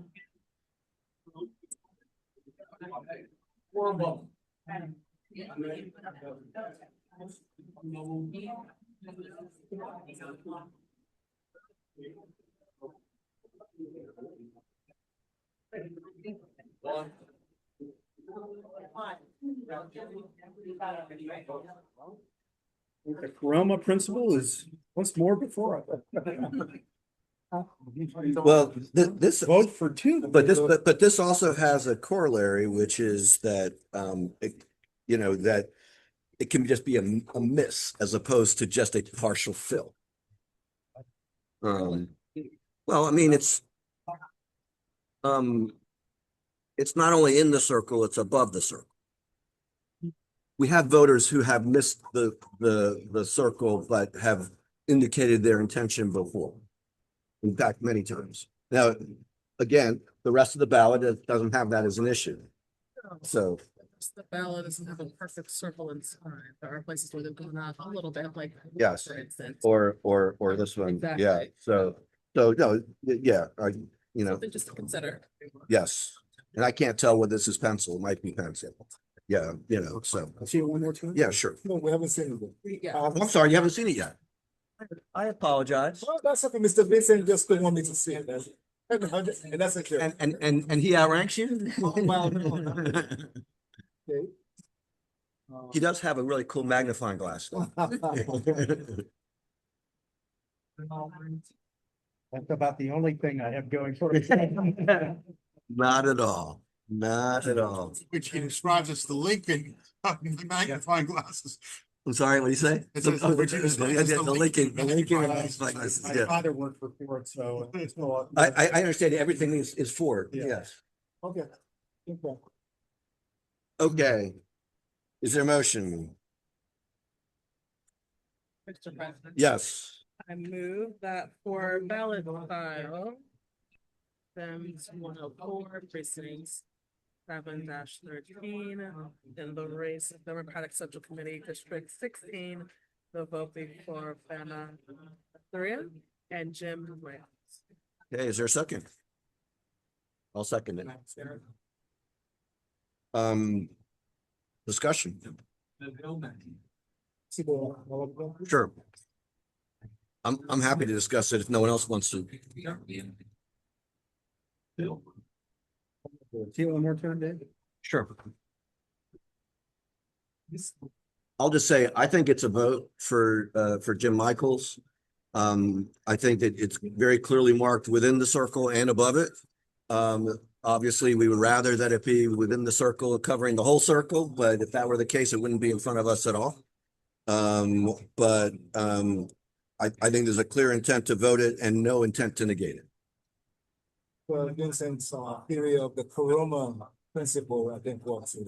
Well, the Kuroma principle covers the part that's within the circle. I agree. This is far more than what the Kuroma principle has accepted. I agree. So, anyway, are we ready? Are we ready to vote? Yep. All in favor, raise your hand.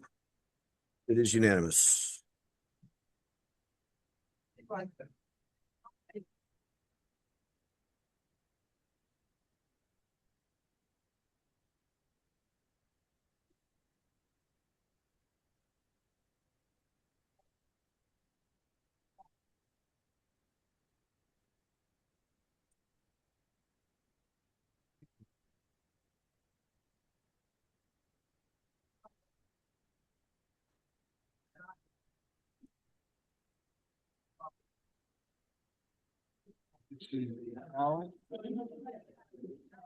The DIM 115 and 726.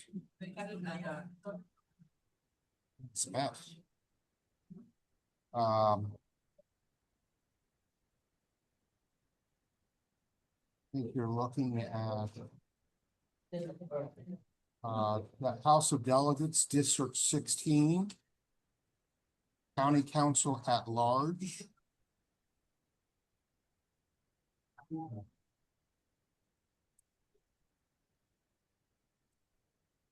I think the others are, maybe Board of Ed at large. Yeah, this is the one that Alex showed me earlier. This is, nope, that's county, that's the wrong one. So it was delegate for District 16, that's this. And we have County Council at Large. Ooh, that's a hard one. Which looks like this. And kind of a messy ballot overall, where the person is having some. I agree with Kevin that the ones on the back while they're not perfect, I think they are discernible.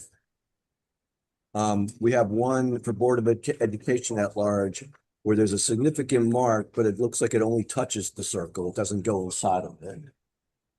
And we have a bunch of messy stuff, but I think it's, but I think for House of Delegates District 16, we have one marking that's not in the circle at all for one of the candidates. And we have another marking that has two markings that touches on little portions of the circle, don't touch each other. And we have to decide about that. For County Council at large, we also have one that has a mark that touches the circle barely, and one that has a circle that's not even in, it barely even touches the rectangle where the name is. So it's kind of messy. So it's this one and this one that I think are the biggest questions on this side. And then that one, again, I think most of them are discernible, but the question is whether that is a vote for that person. The biggest questions to me are that one and these. But feel free to identify other questions if you think there are any.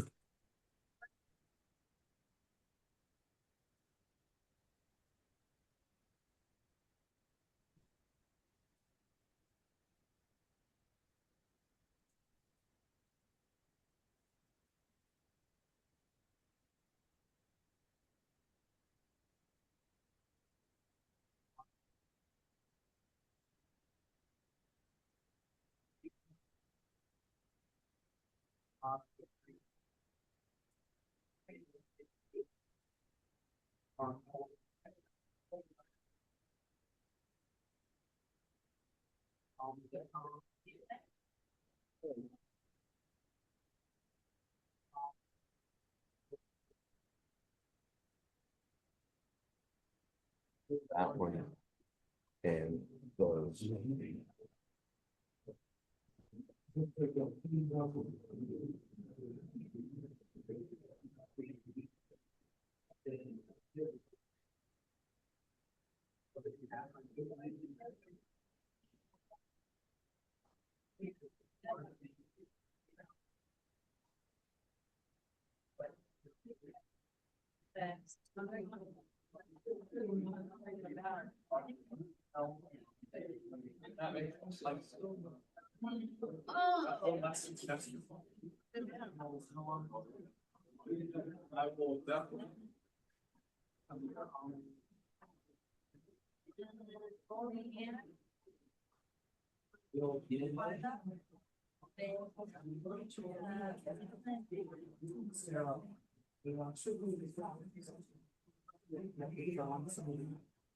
House of Delegates, County Council at large.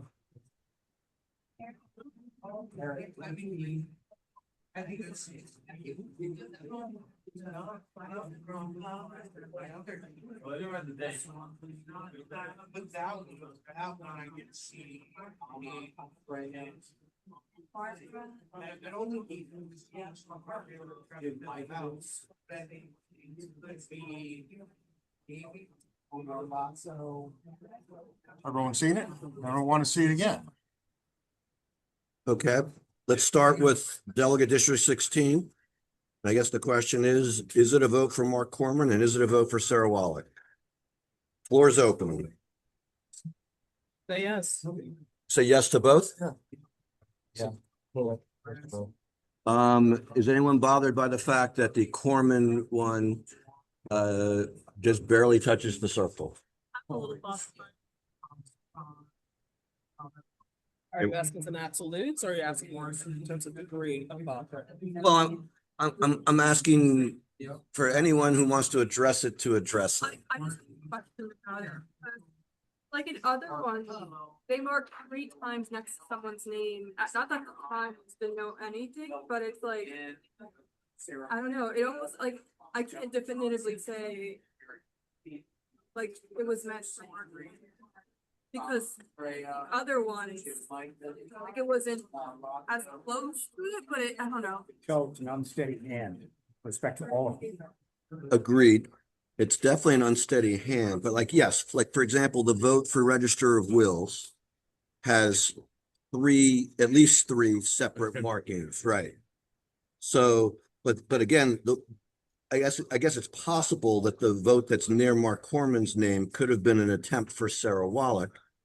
But can I get the magnifying glass?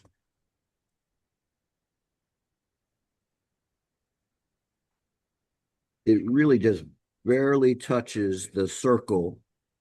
But it takes up a reasonable amount of space in his like rectangle. Kevin, is there any legal guidance on that point?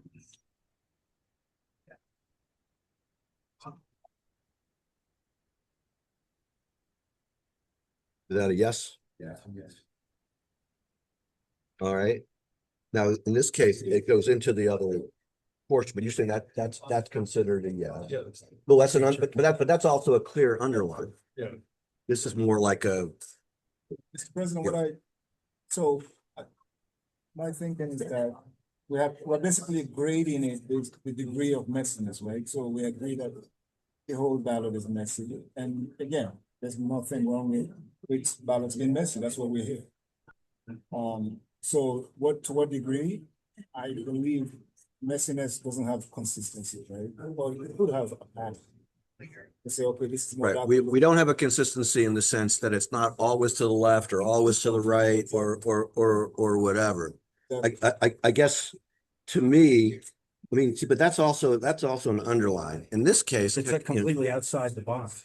Yes. See, the thing that would be compelling to me is there's a separation between Corman, which suggests that the person picked up their hand right. So you're saying that because they touched the circle and they got Obviously picked their pen up. right, they picked their pen up to make the other markings for Wallach. So it's an attempt to. That's a reasonable. This voter close has to be good enough. Yes, agreed. Okay, so it sounds like we have consensus. I don't that we count it as a vote. It's a vote for Corman and a vote for Wallach. Correct. Okay, then that margin. Yeah, I agree with that. okay. Next question is the vote for Lorianne Sales, which also there are markings. There are less of them. It's also touching but not inside of the circle. And then there is a circle that is to the left and only partially in her rectangle and mostly It's similar to that one. again, it's not an underline though. Well, yeah, it is. No, it's a squiggle. We're talking about the vote for sales here? Sales. Yeah, that's a vote for sales. I would count it as a vote. If we're using the same standards as did the previous one, I would count it. I agree. I agree. Okay. I'll go along with that. I mean, I do think that there's that the marking to the left is an attempt to do something. It's not, and it doesn't look like an attempt to cross something out. Just the over by a mile. Yes, okay. Was there anything else on this ballot that required our? What did they say? Feel all right with the Board of Ed? No, at large. I'm sorry, we see the bottom left. You mean here? Or you mean here?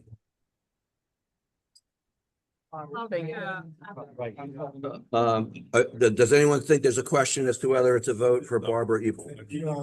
Okay, so then the question is it a vote for Tiffany Witt?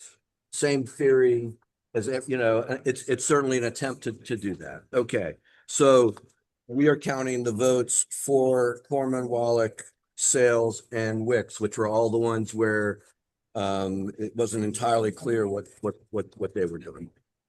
And it's unanimous. Okay. Thank you for talking that through.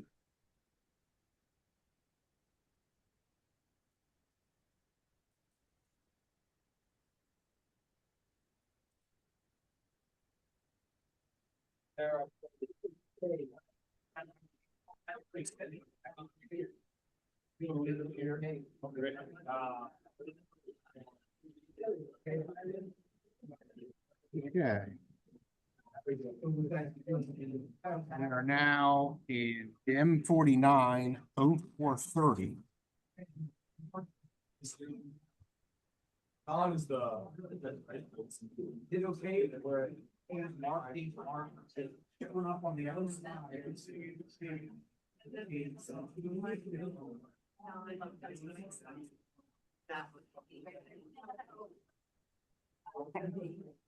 Board of Education District 3, now that I think they're pretty defensive.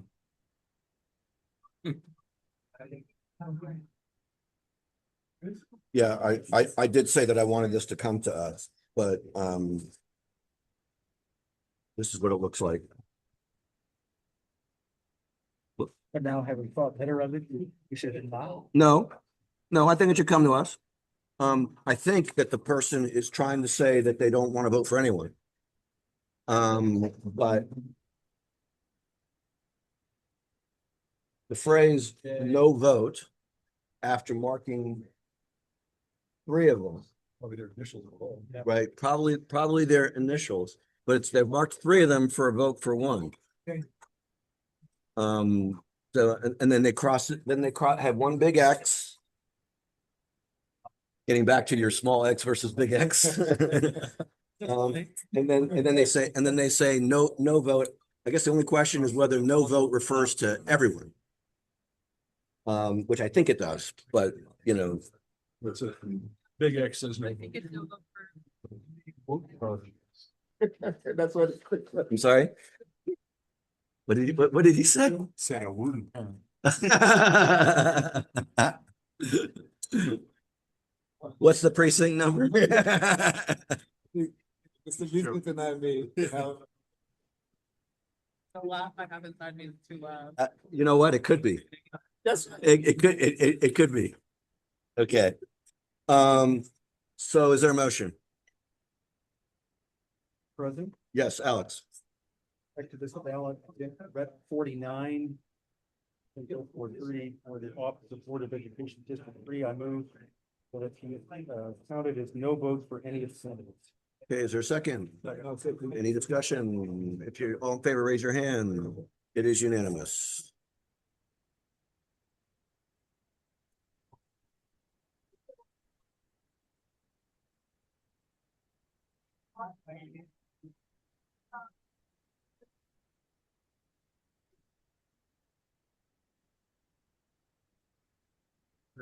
Seven.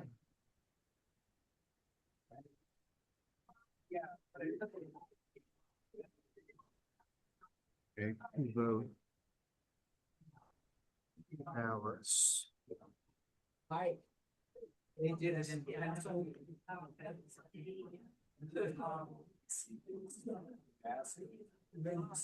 Okay, first one is Democratic Central Committee, District 15. Dem 182, precinct 10-4. Okay. What it looks like.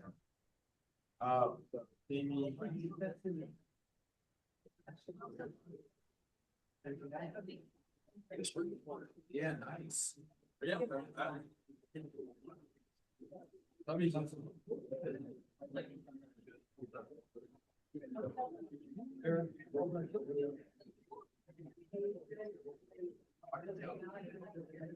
My son, my older son.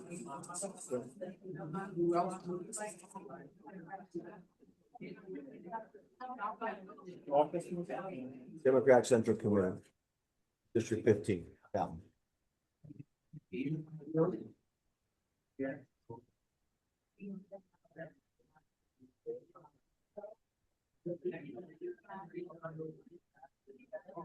Is there a motion? Question, Mr. President. Yes. Would appear to be like initials. I'm sorry? Also, the markings. No, the marking is the word omit, which means to not include. So, I think it's pretty clear that the person has voted for the first 2 candidates and is saying, don't pay attention to the circle for the third one. That's the way I would interpret that ballot.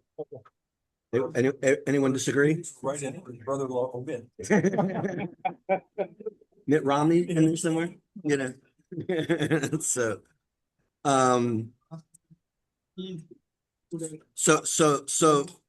Does anyone disagree with counting it as a vote for each of the first two candidates and not for the third? I don't. Okay, all right. It's unanimous. Okay, the next one is county council at large. Here's the, someone tried to correct their decision as a votes to Jeremiah Pope. Yes, they are.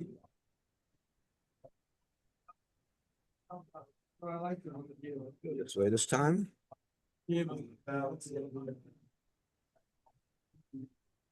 The second voter to give us the oval back. Have we seen that before? I don't think I've seen that before. We have? Yeah. Okay. Looks like they used whiteout on two. You try? It looks like they used whiteout on two different. Yeah. Well, maybe whiteout is more popular than I thought. You know? I'm sorry? No, I understand. I understand. Keena must buy it by the gallon. School. It's working schools, yeah. Exactly. Apparently. Game for newspapers. Oh my God, the ability to get a form paper and a slow, like, they close staples. Okay, does anybody believe that this is, well, let me rephrase that. I believe it's a vote for the other four and that the vote for Jeremiah Pope is an effort to restore the oval and not a vote for Jeremiah Pope. Does anybody disagree? I mean, and feel free to disagree. Obviously, you all have your own opinions. Okay, it is unanimous. Vote for the other four. Yeah.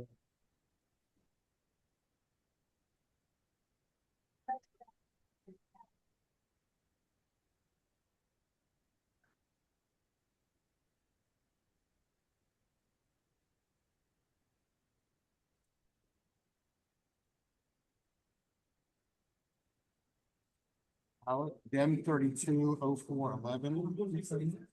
Yeah.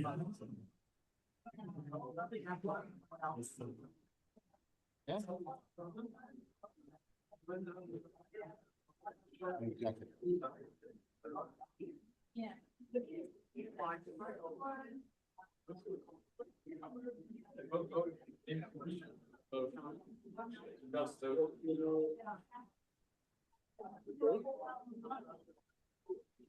I think it's not cool that you take a road.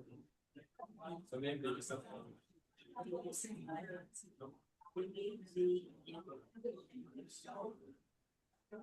I have no idea.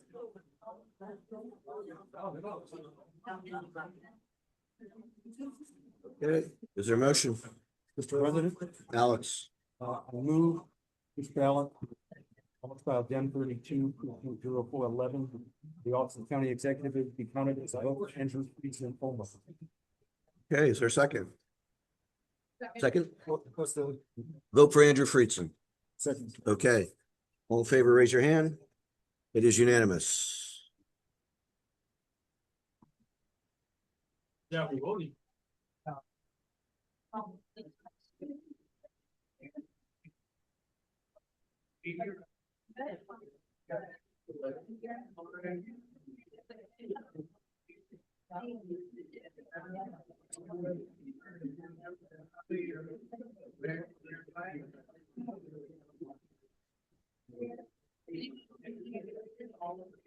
This is Dem 7706-01.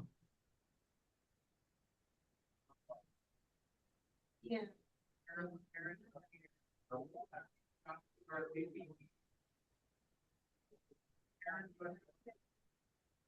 Yes.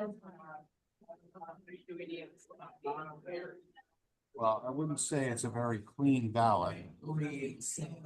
I'm trying to be kind, but I think the issue relates to Representative Congress District 8. Can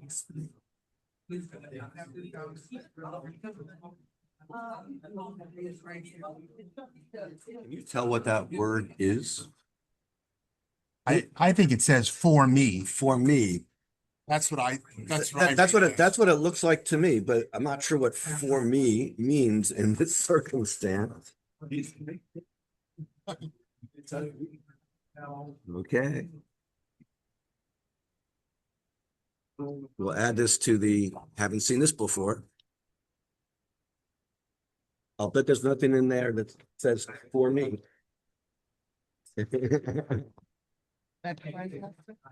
Magnifying glass. Thank you.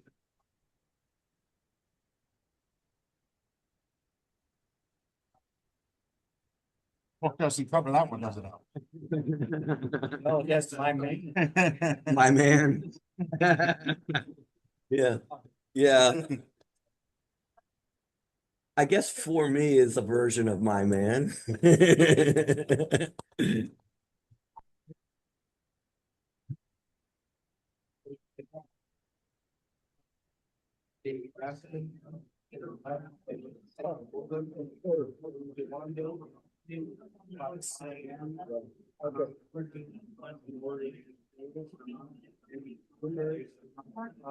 Okay, is there, Oh, we have. oh, you haven't seen it, I'm sorry. What did the magnifying glass show?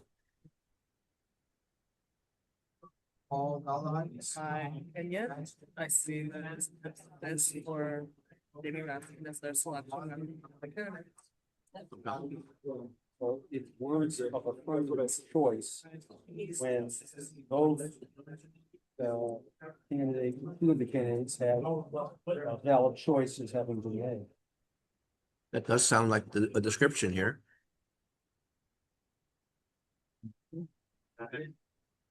Words of affirmative choice. Okay, who'd like to make a motion?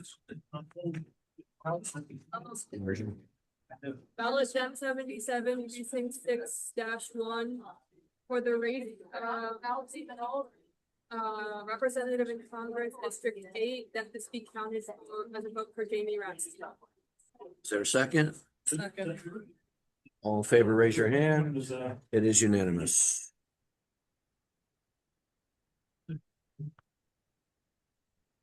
So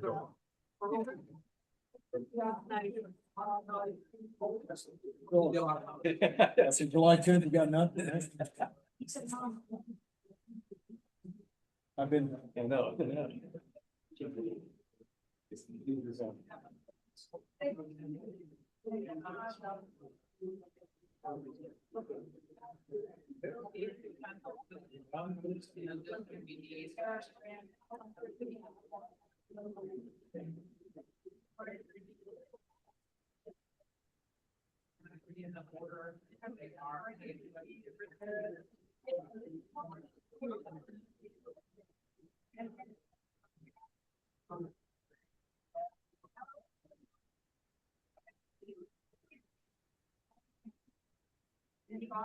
Board of Education at large. Ballot style 222, precinct 1329. I'm sorry, Alex. Yeah, we're going late. Just keeping them sharp. That's what it looks like. Go this way. Standing for 6 hours. Pull up a chair. I'm fine.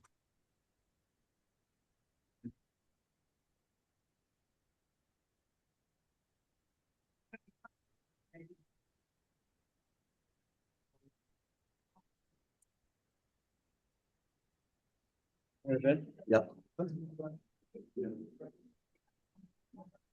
I just hope this is not an omen of what is in our future. The fact that they're using those folders. Yeah, me too. I've told them all that they need to win by 1,000 votes or more. What's that? I told them, I It said, is the hey, you recount. gotta win by 1,000 votes or more. Well, you know. It was meant as friendly advice, you know. So. All right, is there a motion? Yeah.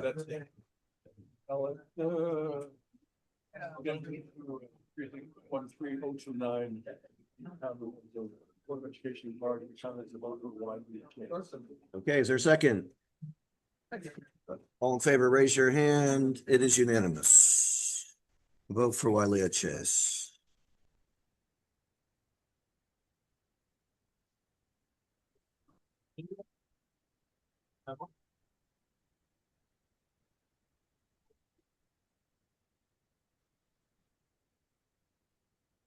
Okay, last but not least.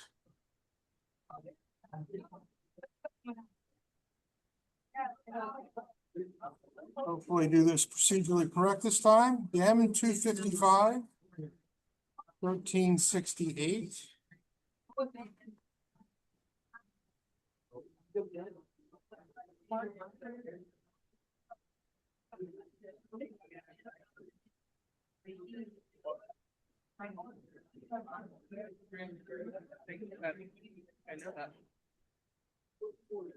Register will. Wait, no, no, that. Wait, no. One more.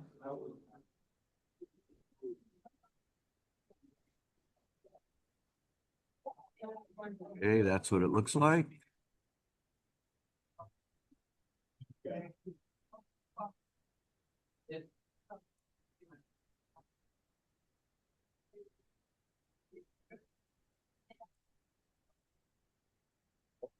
Our new badge.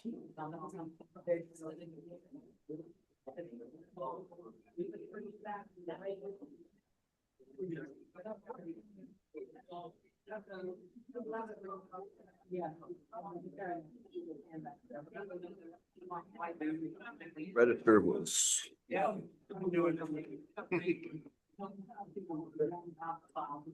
Okay, is there a motion? President. Daniel,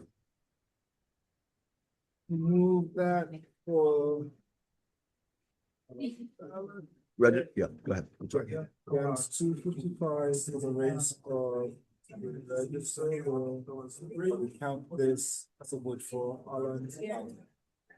Okay, is there a second? Second. All in favor, raise your hand. It is unanimous.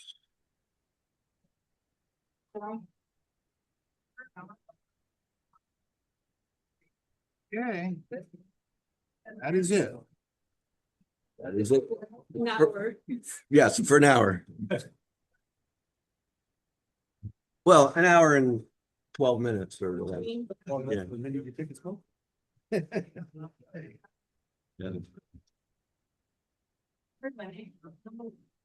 Thank you all. Thank you. That was a lot. There was.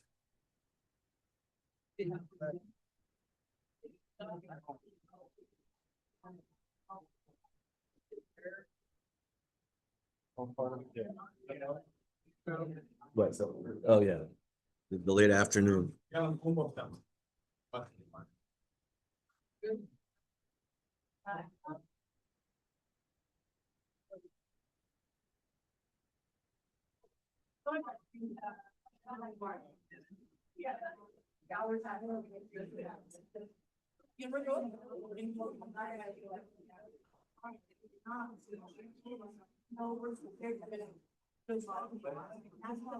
David, is this yours? It might be, but I don't even know why it's here.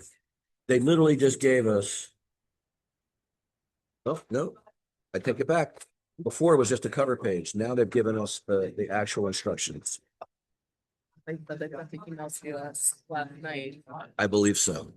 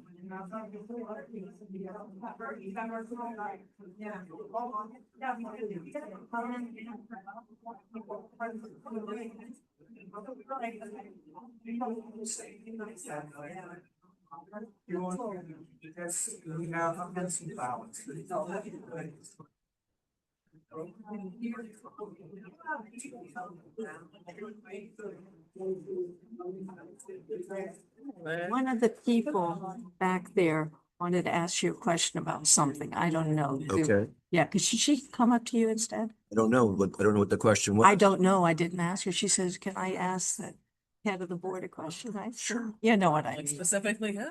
Specifically me. Yes, but I don't know why. So forgive me. Okay, but I that's all right. just Make my canvassers happy. Understood. I do too. And Although I guess it depends what the question is. I have fun with whatever you're doing or enjoying. So you try to make it. enjoyable. That's why I do provisionals, because they usually come to me. I'm fine. I just keep doing this. It's the second time I've done it. Well, it's easy to do unless that's like what we do at the elections, pay, pay. Should you be on your knees like that? Does he have bad knees too? Fine where it goes. Because I don't like being on my knees like I that. know. It's difficult for me to get back up. It's wonderful. I know. When I look and I go, oh. The balance at the bottom. I also would not let him do that. Oh. That's what I do too, because the other thing I do. Not mentally is. I know, I do squats. You know? Put in the work so he can look at this. So nimble. I don't like getting on my, you know. Well, it's hard. it's, and as you get certain things. You did it. Nothing I here. tripped over it. That'd be called zero to. You need to use the paint. You really, like in the elections, you need to put. the It's still paint good. on. If there's a way to get a little bit more. Yeah. That would be good. But that's okay. I'm not gonna do this. Well, that's what, they give us that. paper Needs a tape. standing for it, yeah. I think you're a leader. No worries. No worries. So, following up on what just happened, he did trip a second time today. Any chance that we had a better tape this? He doesn't do it again. No, unfortunately, This is it. the wire is connected to that one. And somehow this one. Oh, So he mostly clipped it in, but it's still. so maybe when you're not, not that's. Put that on all the time. True. Right now, it's off. So you're saying that when we need to use it, we just take this from there to here, plug it in? Yeah. See, you're always good here. Just leave it on top. Solution. You don't even have to work hard. Okay.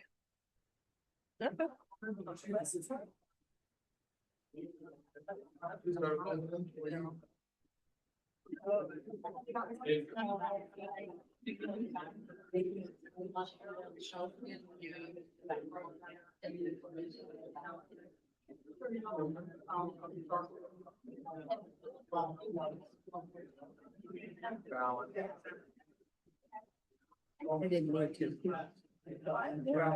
Wow. It was a moment of us trying to figure out what's happening with this folder, and so great time. Yes. He's the right person to come to. Exactly. And it's all, you're never going to regret not bringing it to this stuff. You know what I mean? And we want them back, so we Yeah. get to do it. Right. Thank you.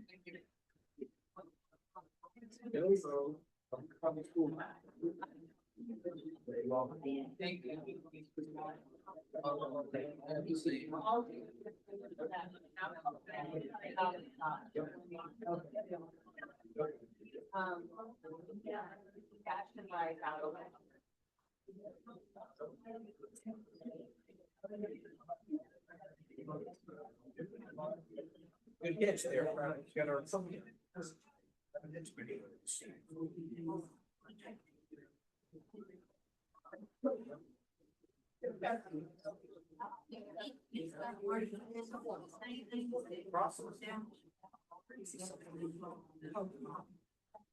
One more.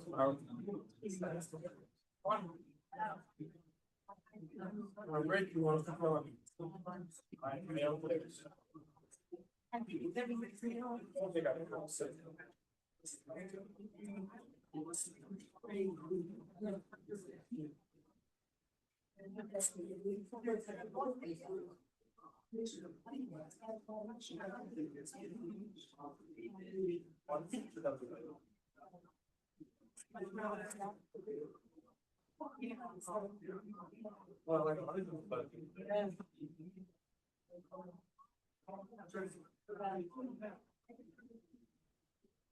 Another one.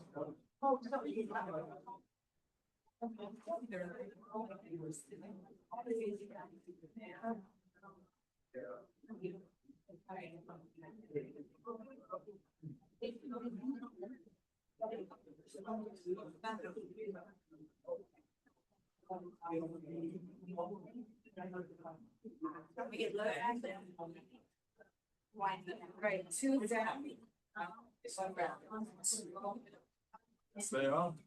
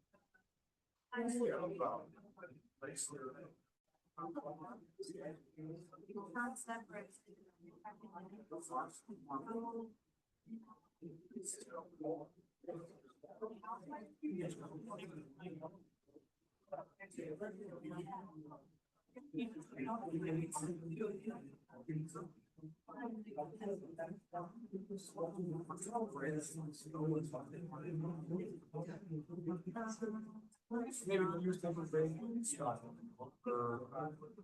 Yeah. my philosophy. I get all.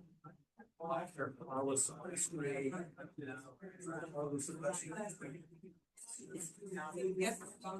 Oh, and Spielberg.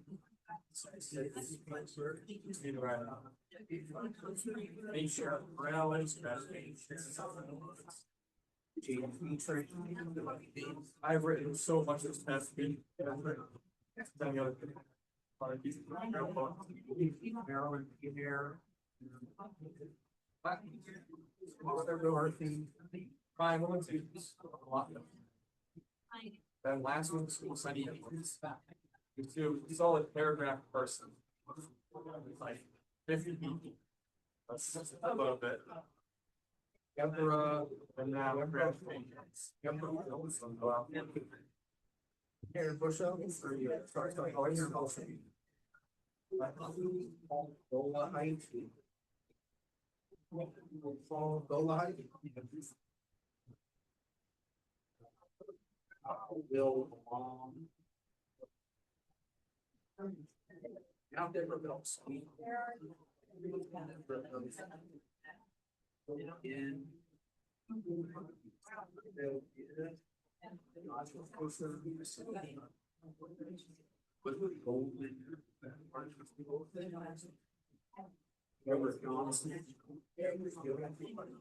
Eric Woodfeed, Andrew Saundry, Rosary Houston. All right, yeah. Michael.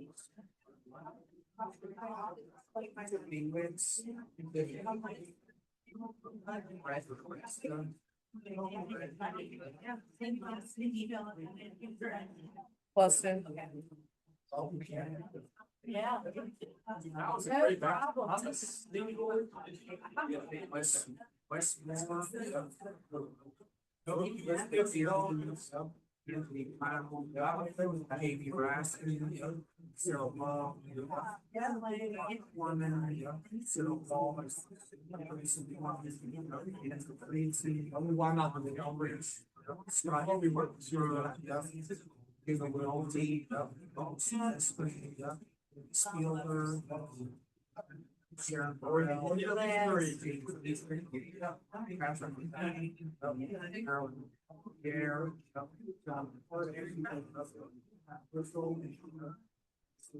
All the lights, yeah,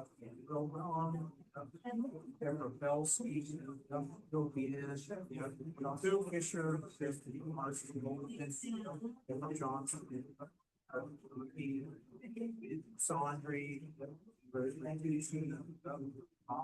Freya, Jim Michaels, Cynthia Williams, the rest.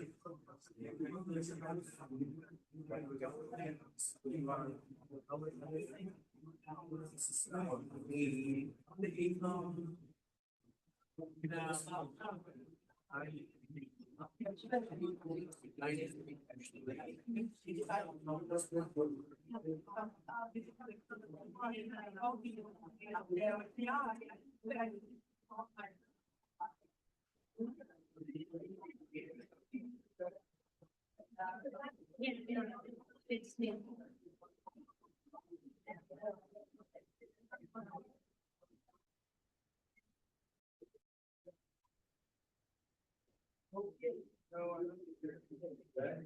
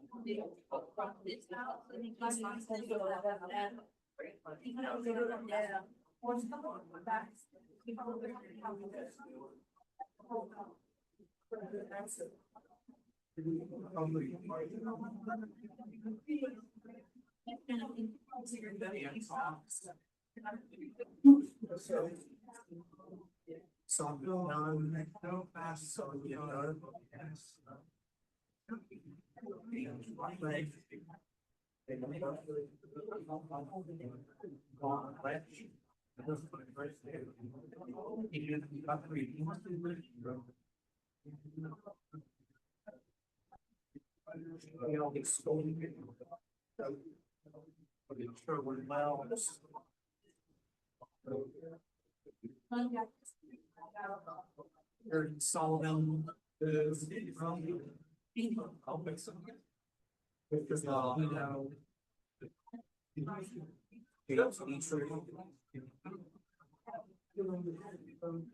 Reyes.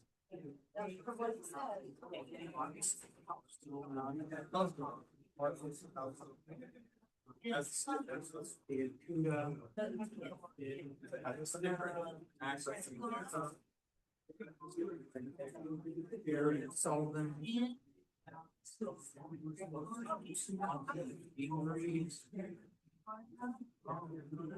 That's nice.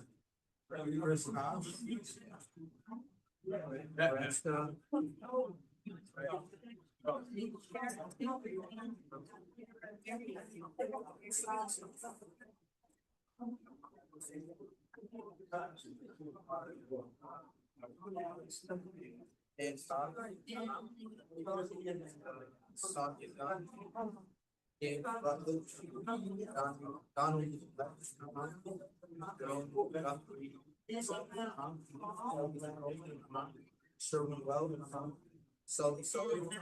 Victor, James,